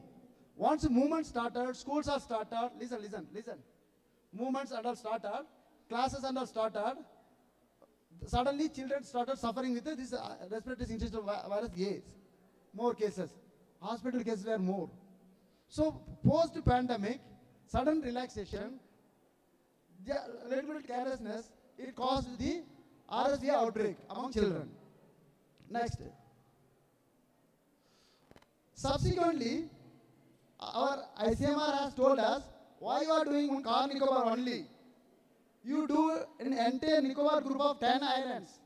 Now till the near Indonesia to Burma.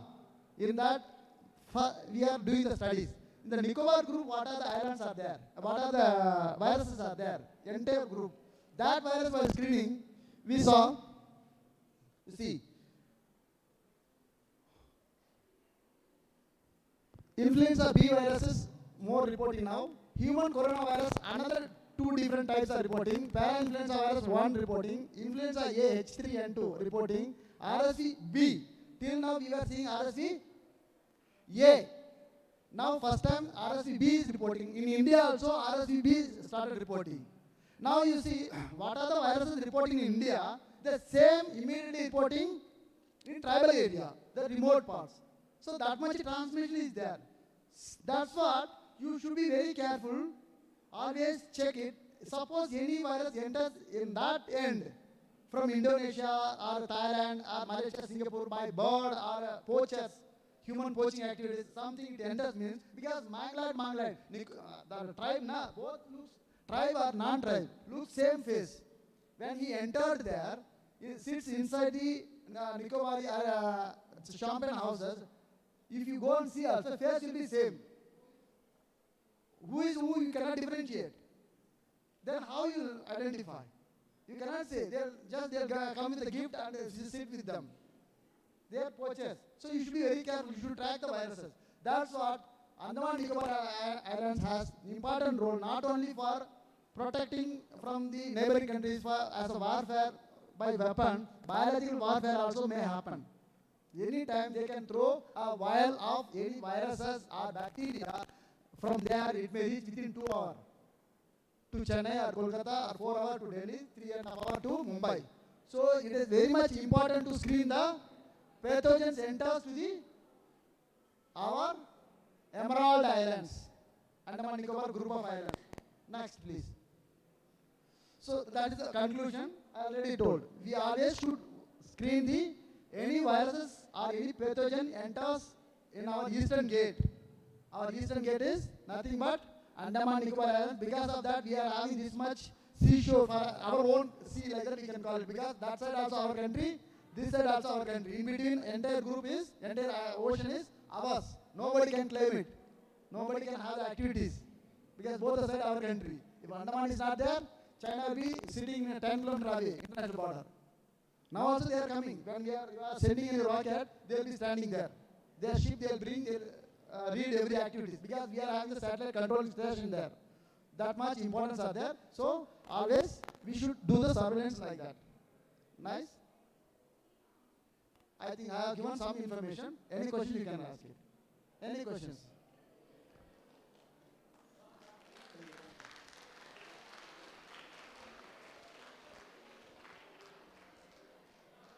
Is there any questions?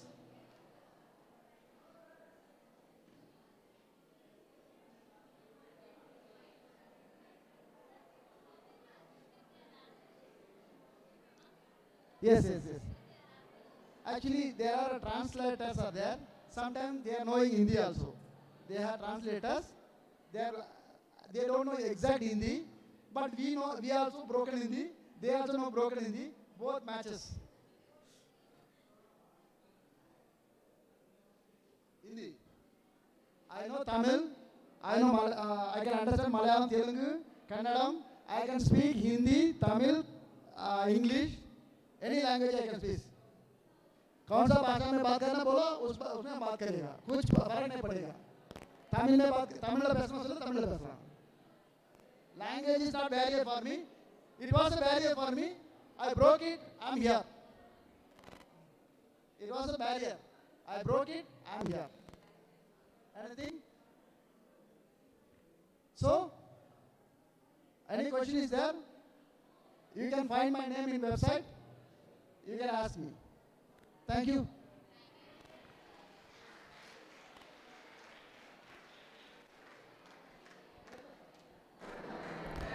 Thank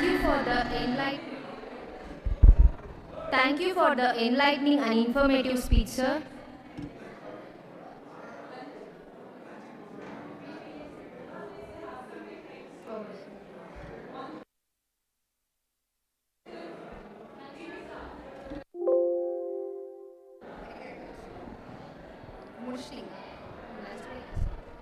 Dear students, there is an announcement. Please listen here. We'll be breaking for lunch now and we'll be back here by sharp 1:30. Only then we'll be completing valedictory followed by culturals. Okay, so kindly please assemble here by 1:30 sharp. Thank you. Thank you very much. Please join us for lunch in the BBA hall.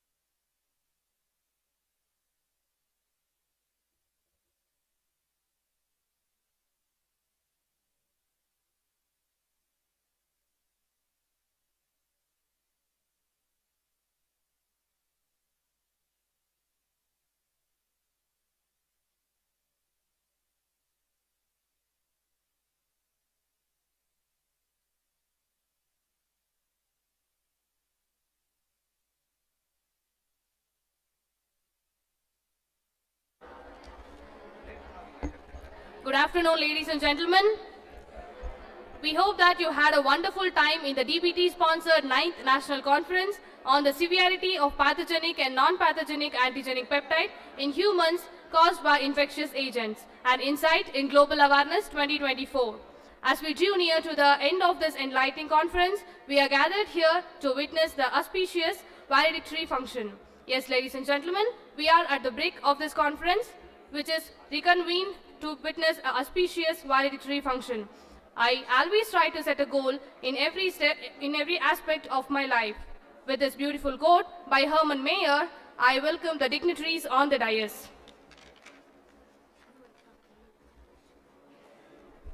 Light is considered as the symbol of auspiciousness, prosperity and abundance. The event will be kick-started by lighting the Kutvalakku. We now call upon the dignitaries on the dais to light the Kutvalakku.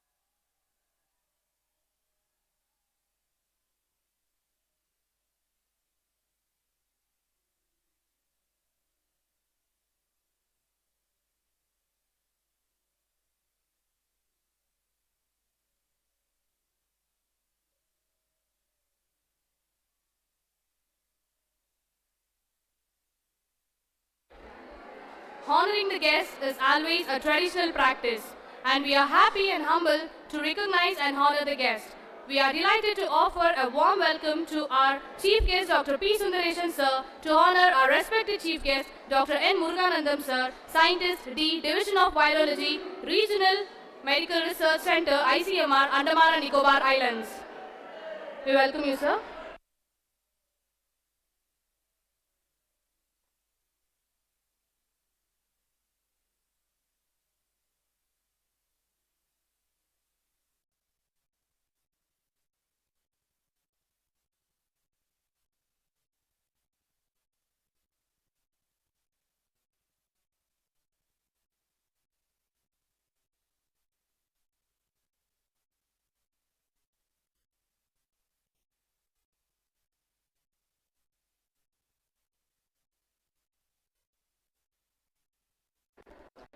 Welcome is the time to greet and thank all the dignitaries, guests and attendees. We wholeheartedly welcome Dr. G. Geetha Ma'am to deliver the welcome address.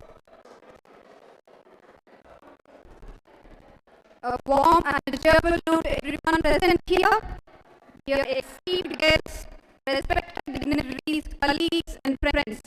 On behalf of Region Subsidiary Biotechnology Engineering College, I take this opportunity to welcome one and all to this valedictory function. A warm welcome is universal language of kindness. It is with great pleasure and enthusiasm I extend a heartfelt welcome to each and every one of you to the DBT-sponsored 9th National Conference on the severity of pathogenic and non-pathogenic antigenic peptide in humans caused by infectious agents. A heartfelt welcome to our Chief Guest, Dr. N. Muruganandam Sir. Welcome, sir. Scientist, Division of Virology, Regional Medical Center, Andaman and Nicobar Islands, for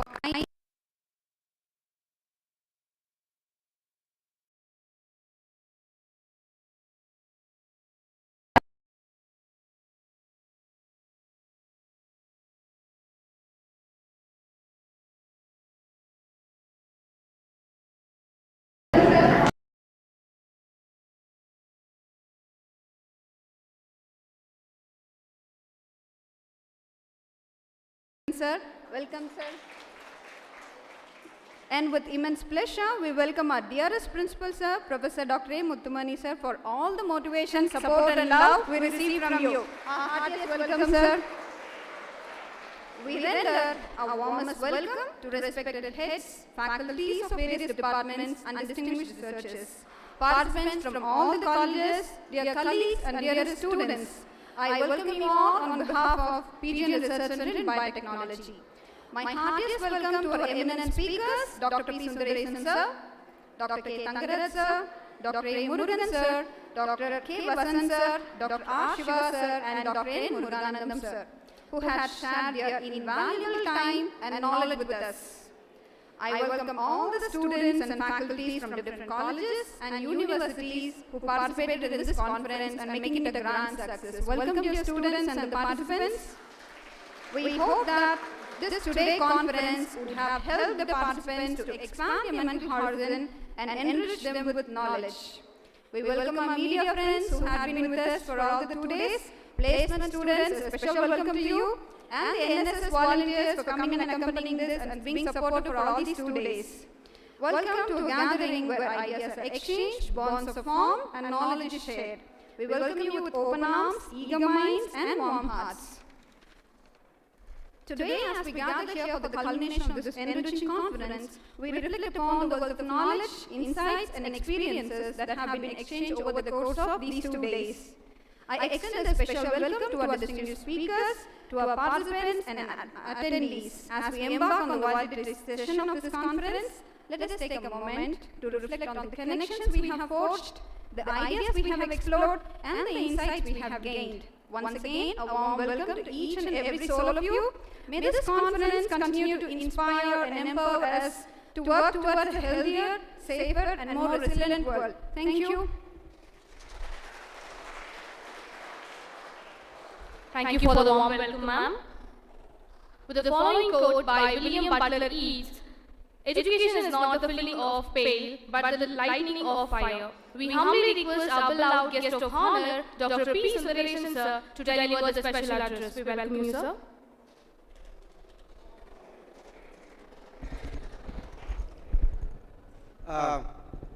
Good afternoon. So I am very happy to say a few words related to the valedictory function. I think I came here last morning. You also, I think, registered at the same time. For the past 2 days, it's a jam-packed program. A eminent speaker from different part of the state and Andaman and Nicobar, like that, many scientists. They came over here and then they spent their valuable time with you, and then they shared their extensive work, whatever they did for the past 15 years or 10 years. So that kind of information they already shared with you. I shared ophthalmology, they shared the epidemiology, what is the structure of the landmark of Andaman and Nicobar Island, like that. So my sincere advice is, please recall everything. You already taken the notes. Please recall, and then you what you supposed to do, what you are going to do in your research career. Somebody so told they want to become a research scientist. 2 of them raised the hand.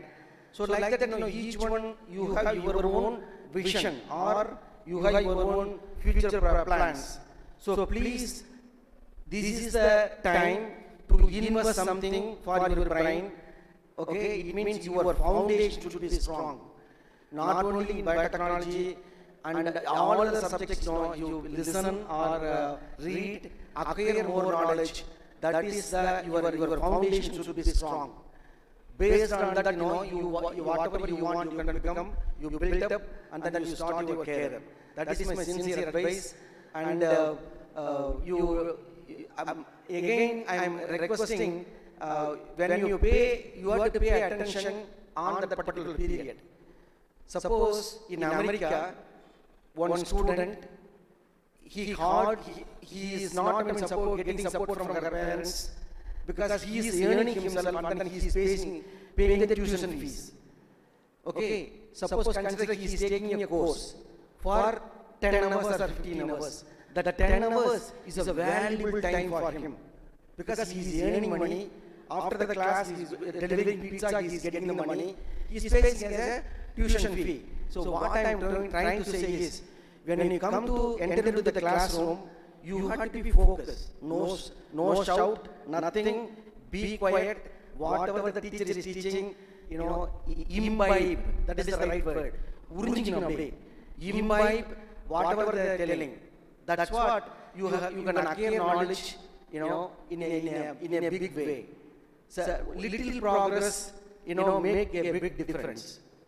Little progress. Again, I'm telling, there is a quote, little progress every day, make a big difference. It means you learn very small thing per day, accumulate, and then after some end of the semester, you have huge knowledge in a subject or many subjects. So this is my sincere advice. I am observed for the past 2 days, you are a little bit shouting, don't do that. Focus. Focus is very important. Okay, this is my sincere advice. Maybe you treat me as an elder brother. Okay, this is my sincere advice to you. Okay, that's good for you. Right? With this, I think many students are very enthusiastic. When I deliver lectures and Dr. Muruganandan deliver lectures, many students are interacted. And many people ask a right question. You want to ask a right question. Some people may think it is a stupid question.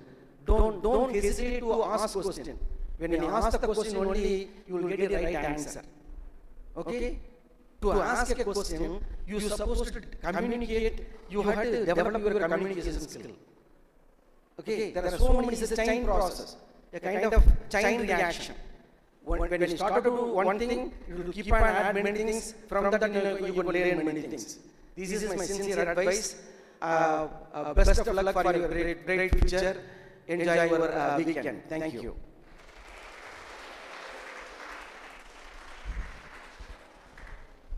Thank you for the inspirational speech, sir. We cordially invite our respected chief guest, Dr. N. Muruganandam, sir, Scientist D, Division of Virology, Regional Medical Research Center, ICMR, Andaman and Nicobar Island, for the valedictory address. Welcome, sir.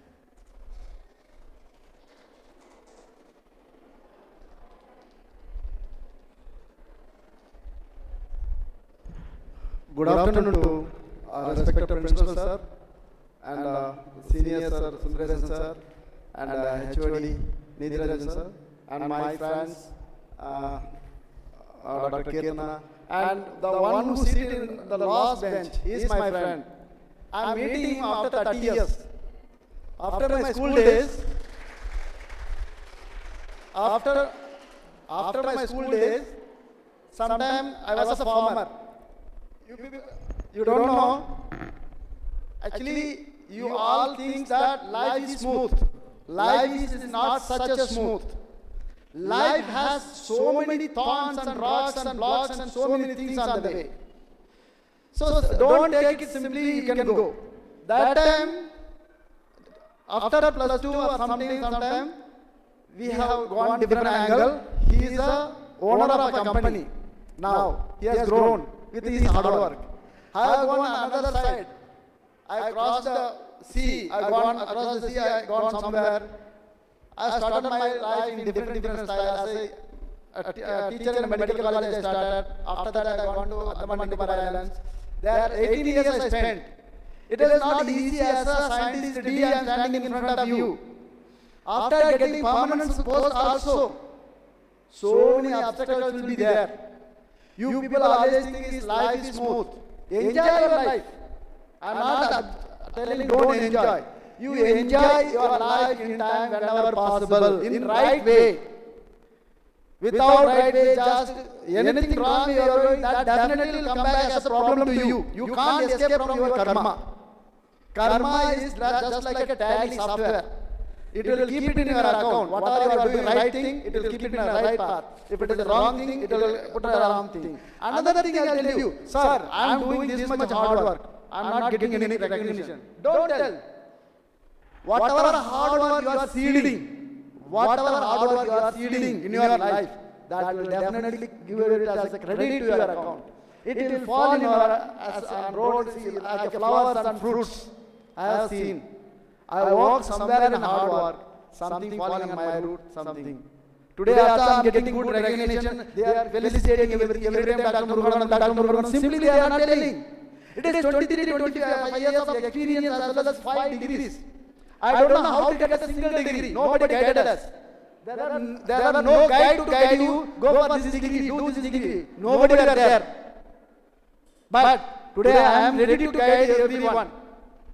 Because those times, for me, nobody was there to guide you. Today, I am ready to guide you all. Contact me anytime, any problem, contact me. Whatever subject you are, irrespective of subject, you contact me. We are there to help you. You won't get such a support from anywhere. Nobody will guide you in the right directions. You should have right direction, how to grow, which subject I have to lead. No scientist will talk to you like this humble way. Scientist means they will have horns. I am a big people like that.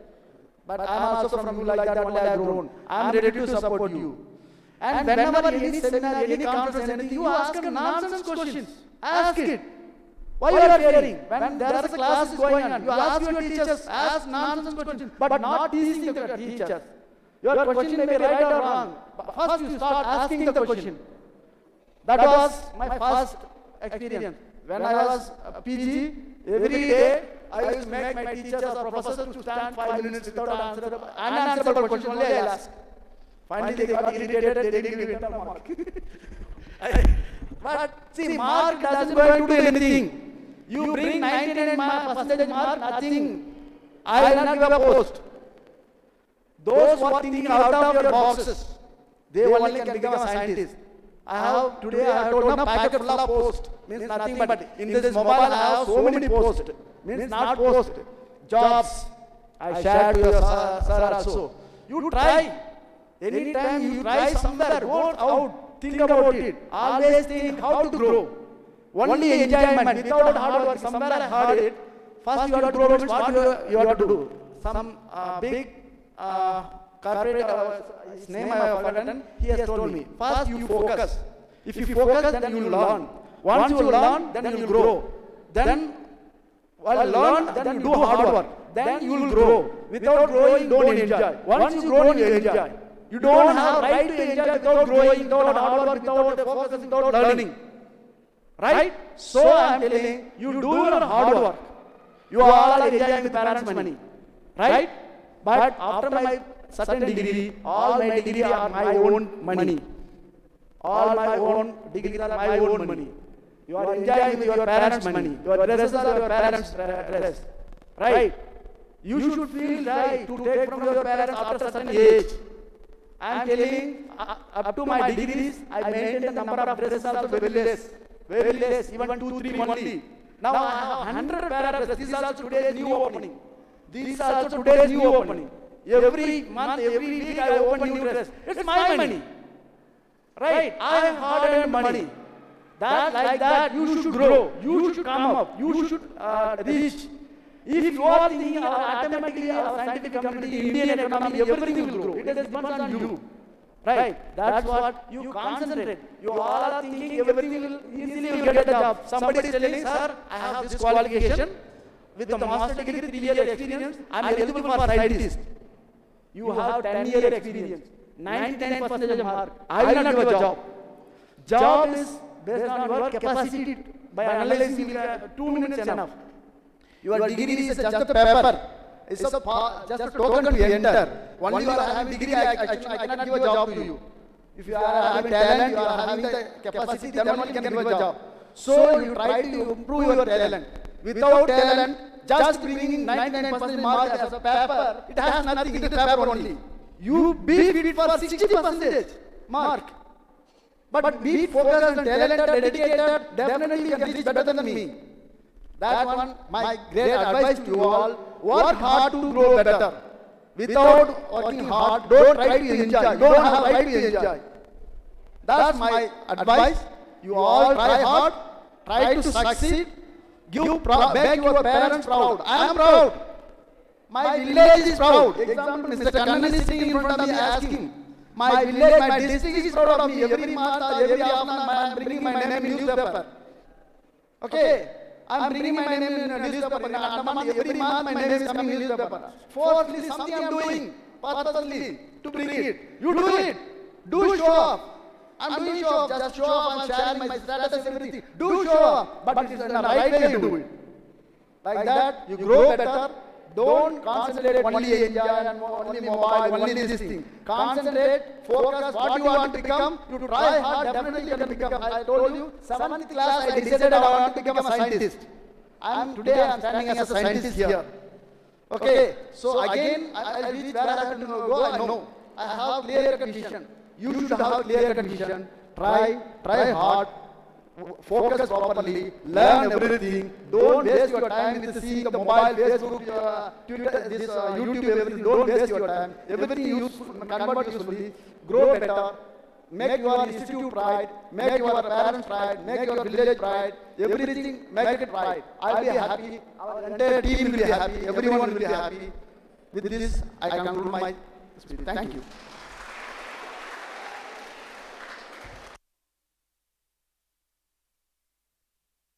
Thank you for the inspiring speech, sir. Prize distribution is not just about rewarding the winners, but also acknowledging their hard work and dedication. To distribute the awards, rewards, and certificates to the winners and participants, we feel privileged in offering a cheerful welcome to our respected chief guest, Dr. N. Muruganandam, sir, our guest of honor, Dr. P. Sundaresan, sir. We also request our beloved principal, Dr. A. Muttumoni, sir, to join with the chief guest in distributing the prizes and certificates.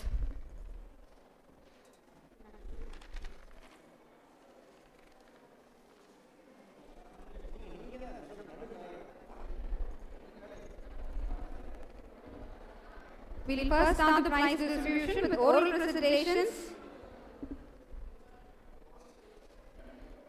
Second prize oral presentation goes to Mr. Manigandan, Research Scholar from Periyar University.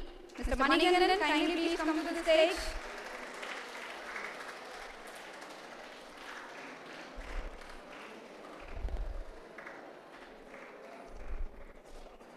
And as a token of appreciation, we also give a second prize from oral presentation to Dr. P. Rajesh, Head Department of Life Sciences, Garden City University, Bengaluru.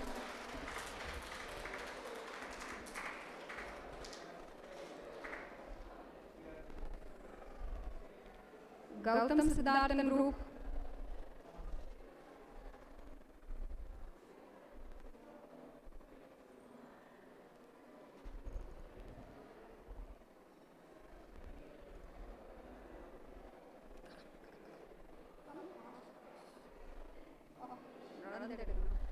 First prize goes to Mr. Gautam Siddharth, Gopinath and Mr. Dominic Vikram from Rajlakshmi College, Chennai.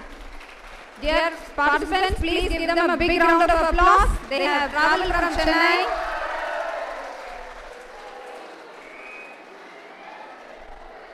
Congrats, dear students.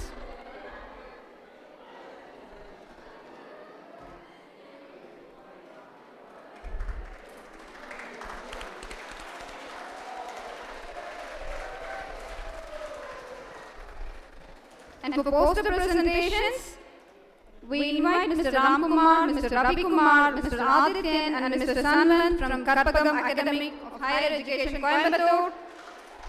First, BSc Biotech. For second prize, poster presentation.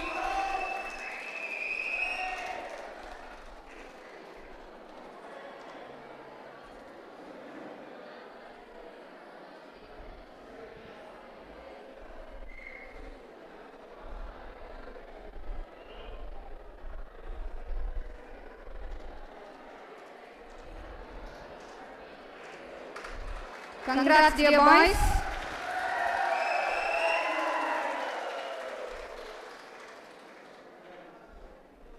And the first prize poster presentation goes to Ms. Meenakshi and Ms. Ramya from St. Joseph's College.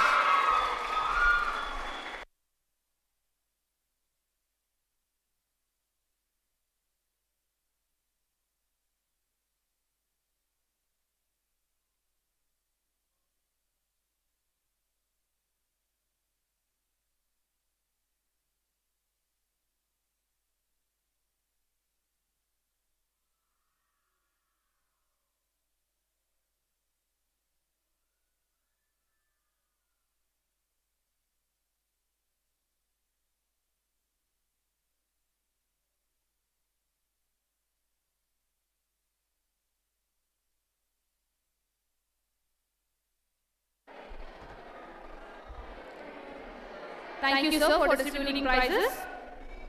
As we bring day 2 of our event to close, we extend our heartfelt gratitude to all our speakers, participants, sponsors and organizers for making this event a resounding success.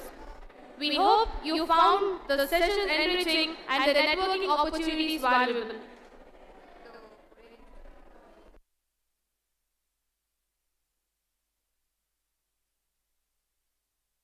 Representatives from the colleges who have participated, please come up to receive the certificates for your college. St. Joseph, please do come to receive the certificates, ma'am. Abraham.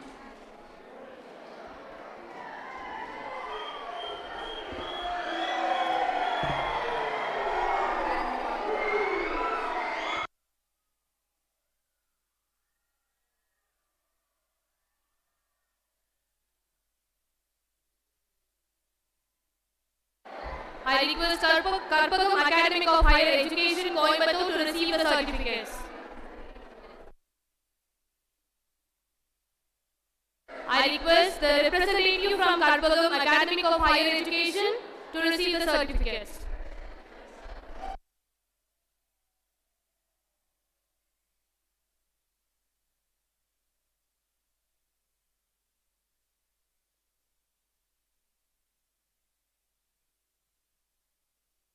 I request the representative from Salem, Periyar University to collect the certificates.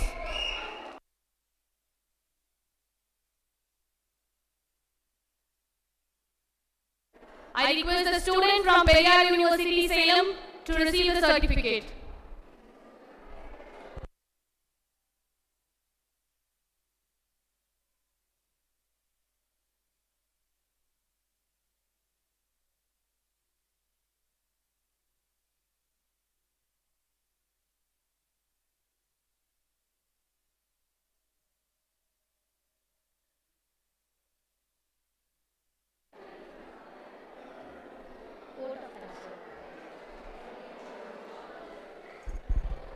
Vote of thanks is a movement to express gratitude and appreciation to all who contribute to the success of the event. Gratitude is a hallmark of a good human being. To record our gratefulness, we would like to invite Dr. J.M. Murugan sir to propose the vote of thanks.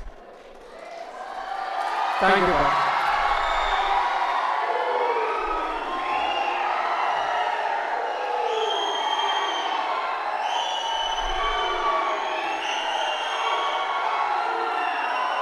Good afternoon, ladies and gentlemen. 2 minutes, wait, please.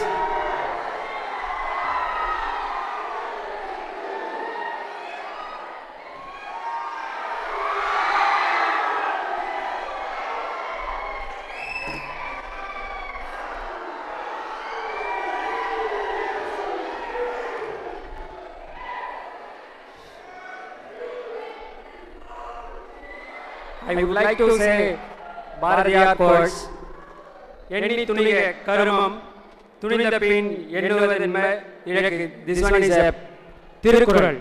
The next point is Enni Mudidal Vendum, Nalla Ennal Vendum, Tinni Enja Vendum, Terinanal Arivu Vendum, Panniya Pavamellam, Pirimun, Piniye Pole, Nanniyan Nirimun, Inge Nachidal Vendum, Annai. Once again, good evening, ladies and gentlemen. On behalf of the organizing committee member, 9th National Level Conference, I would like to extend our heartfelt gratitude to each and every one of you for your participation in this event. Selvathul Selvam, Sevichelvam, Achelvam, Selvathul Ellam, Thalai. We are immensely grateful to our distinguished speakers for sharing their experience and insights, enlightening us with their knowledge and perspectives. Kalathinar செய்த நன்றி சிறிதெனினும் ஞானத்தின் மானப்பெரிது. Special thanks goes to our sponsors, the DBT, Department of Biotechnology, and the partner for their genius supports, without which this event would not have been possible. And I would like to thank our beloved Principal Sir, Dr. A. Muthamani Sir, who has been the pillar of the event. Yadum Ure Yavarum Kelir. We also extend our appreciations to our organizing team and volunteers for their hard work and dedications in ensuring the smooth running of the event. Lastly, to all the attendees, thank you for your active participations, engaging distinctions and valuable contributions, making this event resolving success.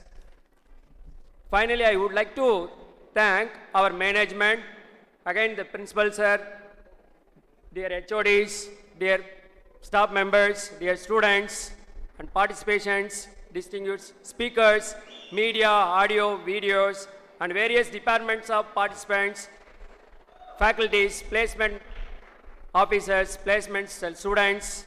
Once again, I thank to all. And I wish to happy International Women's Day. Thank you.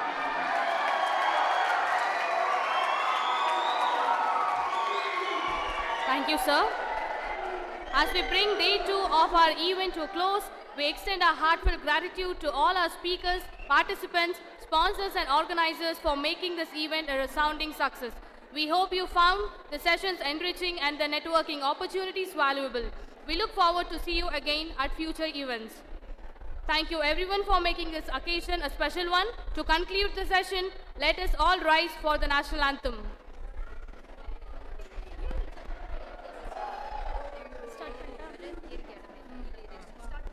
जनगण मन अतिनायक जय हे भारत भाग्य विधाता पंजाब सिंध गुजरात मराठा द्राविड उत्कल बंगा विंध्य हिमाचल यमुना गंगा उच्छल जलधि तरंगा तब शुभ नामे जागे तब शुभ आशीष मागे गाहे तब जय गाथा जनगण मंगलदायक जय हे भारत भाग्य विधाता जय हे जय हे जय हे जय जय जय जय हे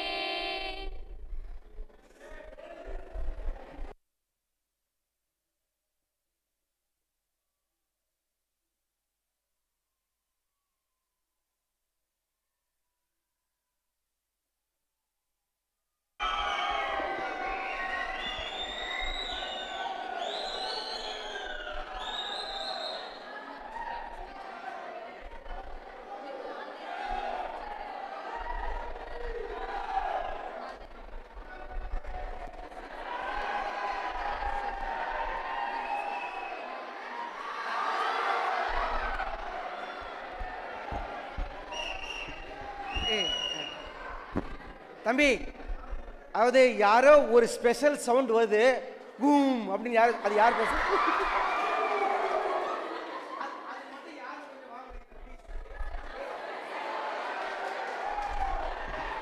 Second year, first year Shivakumar. First year Shivakumar. அவனோட சவுண்ட் பேசு. Okay. Hey, see, there are more than 400, 500 people are here. One sound is very unique. That is Shivakumar. Who is Shivakumar? இங்க வாங்க தம்பி.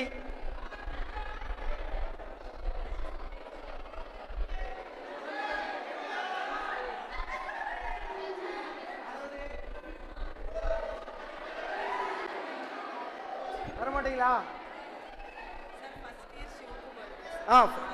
ஃபர்ஸ்ட் இயர் சிவகுமார் அவர் அப்படியே தூக்கிட்டு வாங்க sir.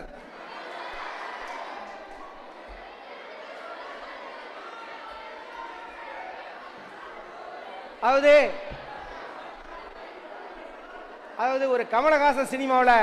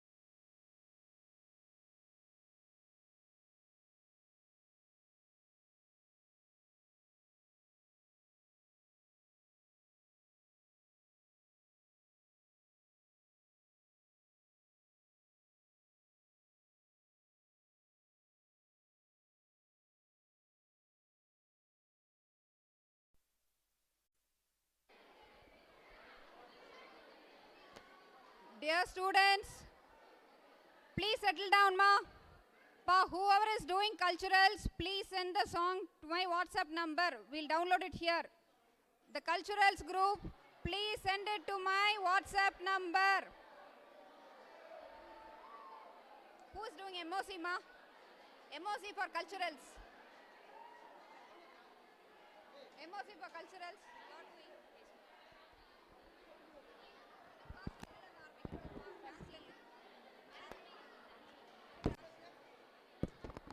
Check, hello. Check, check, check, hello.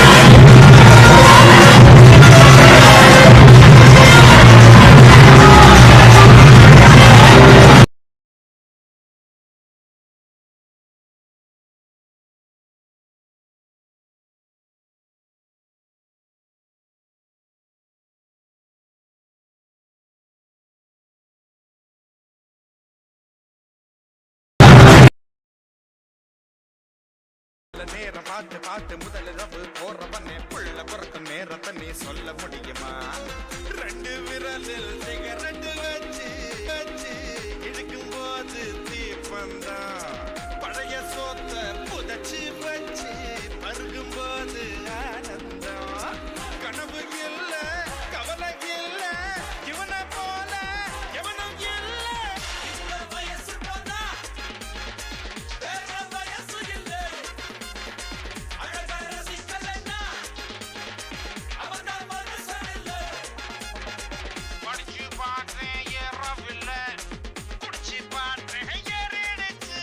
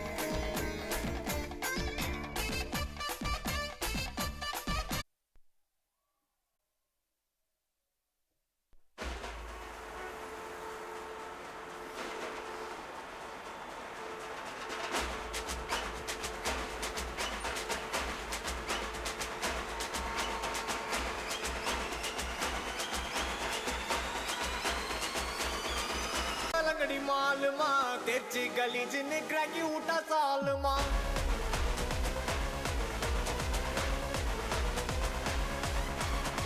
Auricle गरिकल कोत उठा गलगले पलचिन पल बलक मिटा मेला लोकले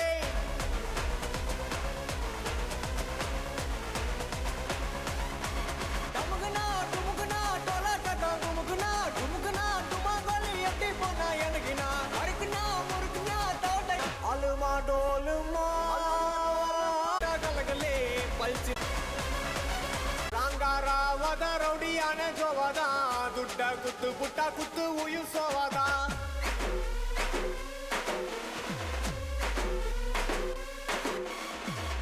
इरुपुला वच्चा वच्चे तुरुपुला इल्लुगरा पलगरा रौडियनु अदुपुला अलमा डोलमा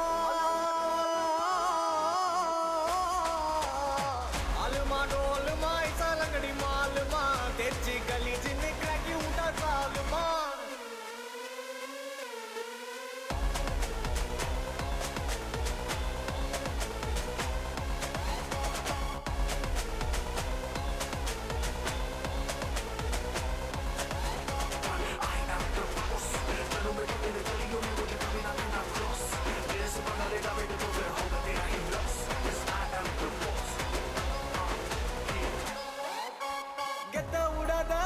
கெத்த உடாத நீ ஏறுனாலும் வாருனாலும் கெத்த உடாத பங்கு கெத்த உடாத எவன் சீருனாலும் மாறுனாலும் கெத்த உடாத அலுமா டோலுமா டோலுமா அலுமா அலுமா டோலுமா ஐசாலங்கடி மாலுமா तेरी गली जिन्हें क्रैकी उठा सालमा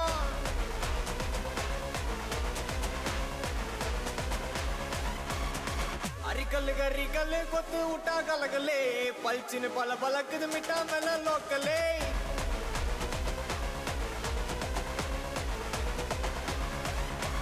डमुगना डुमुगना टोला टटा डुमुगना डुमुगना डुमा गली अट्टी पोना यनगिना अरकना मुरकना तोटयता यरगना इरुकना सरगना ओंगे अंदा उनगिना अलमा डोलमा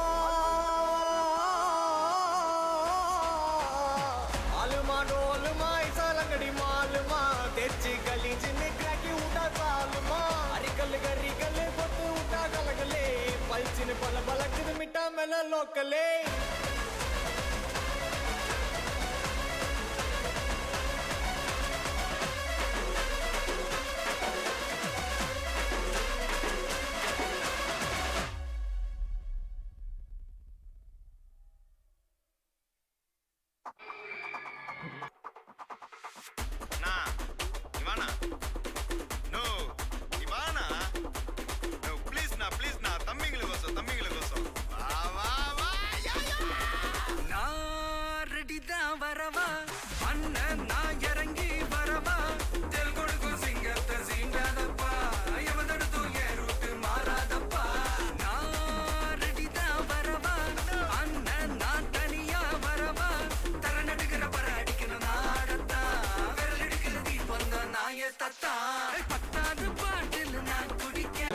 இந்த பருவமுள்ள பையங்கிட்ட நீயா பாசாகம் பண்ணாதடி பண்ணாதடி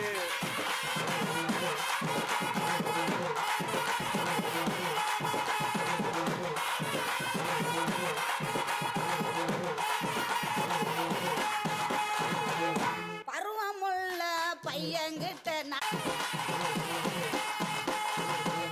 அடிமாடி மேறந்த மூலி உனகட்டு வண்டி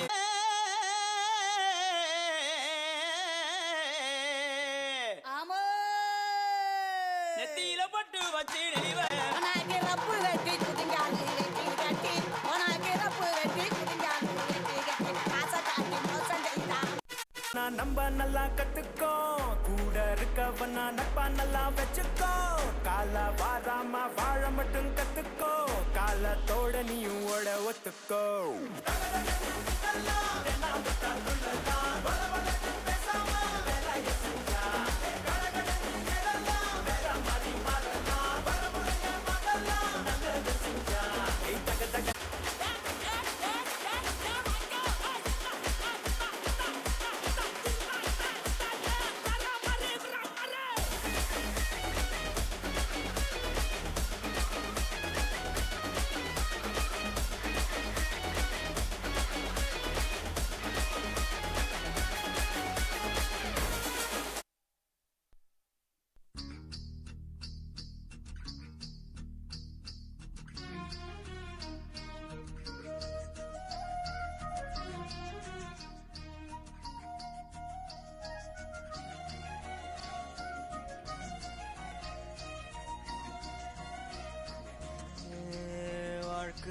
தேடி நானும் போறேன் பாடும் பாட்டுக்காரன் போதையில் பாடும் சோக பாட்டு கலந்து பாட போறேன் மாம ஓட்டாண்டி பெரிய லூசாண்டி அடி வாங்கியே நான் ஸ்ட்ராங்கான மாயாண்டி ஆன நான் போண்டி போராடுவேன் Second B. Second B.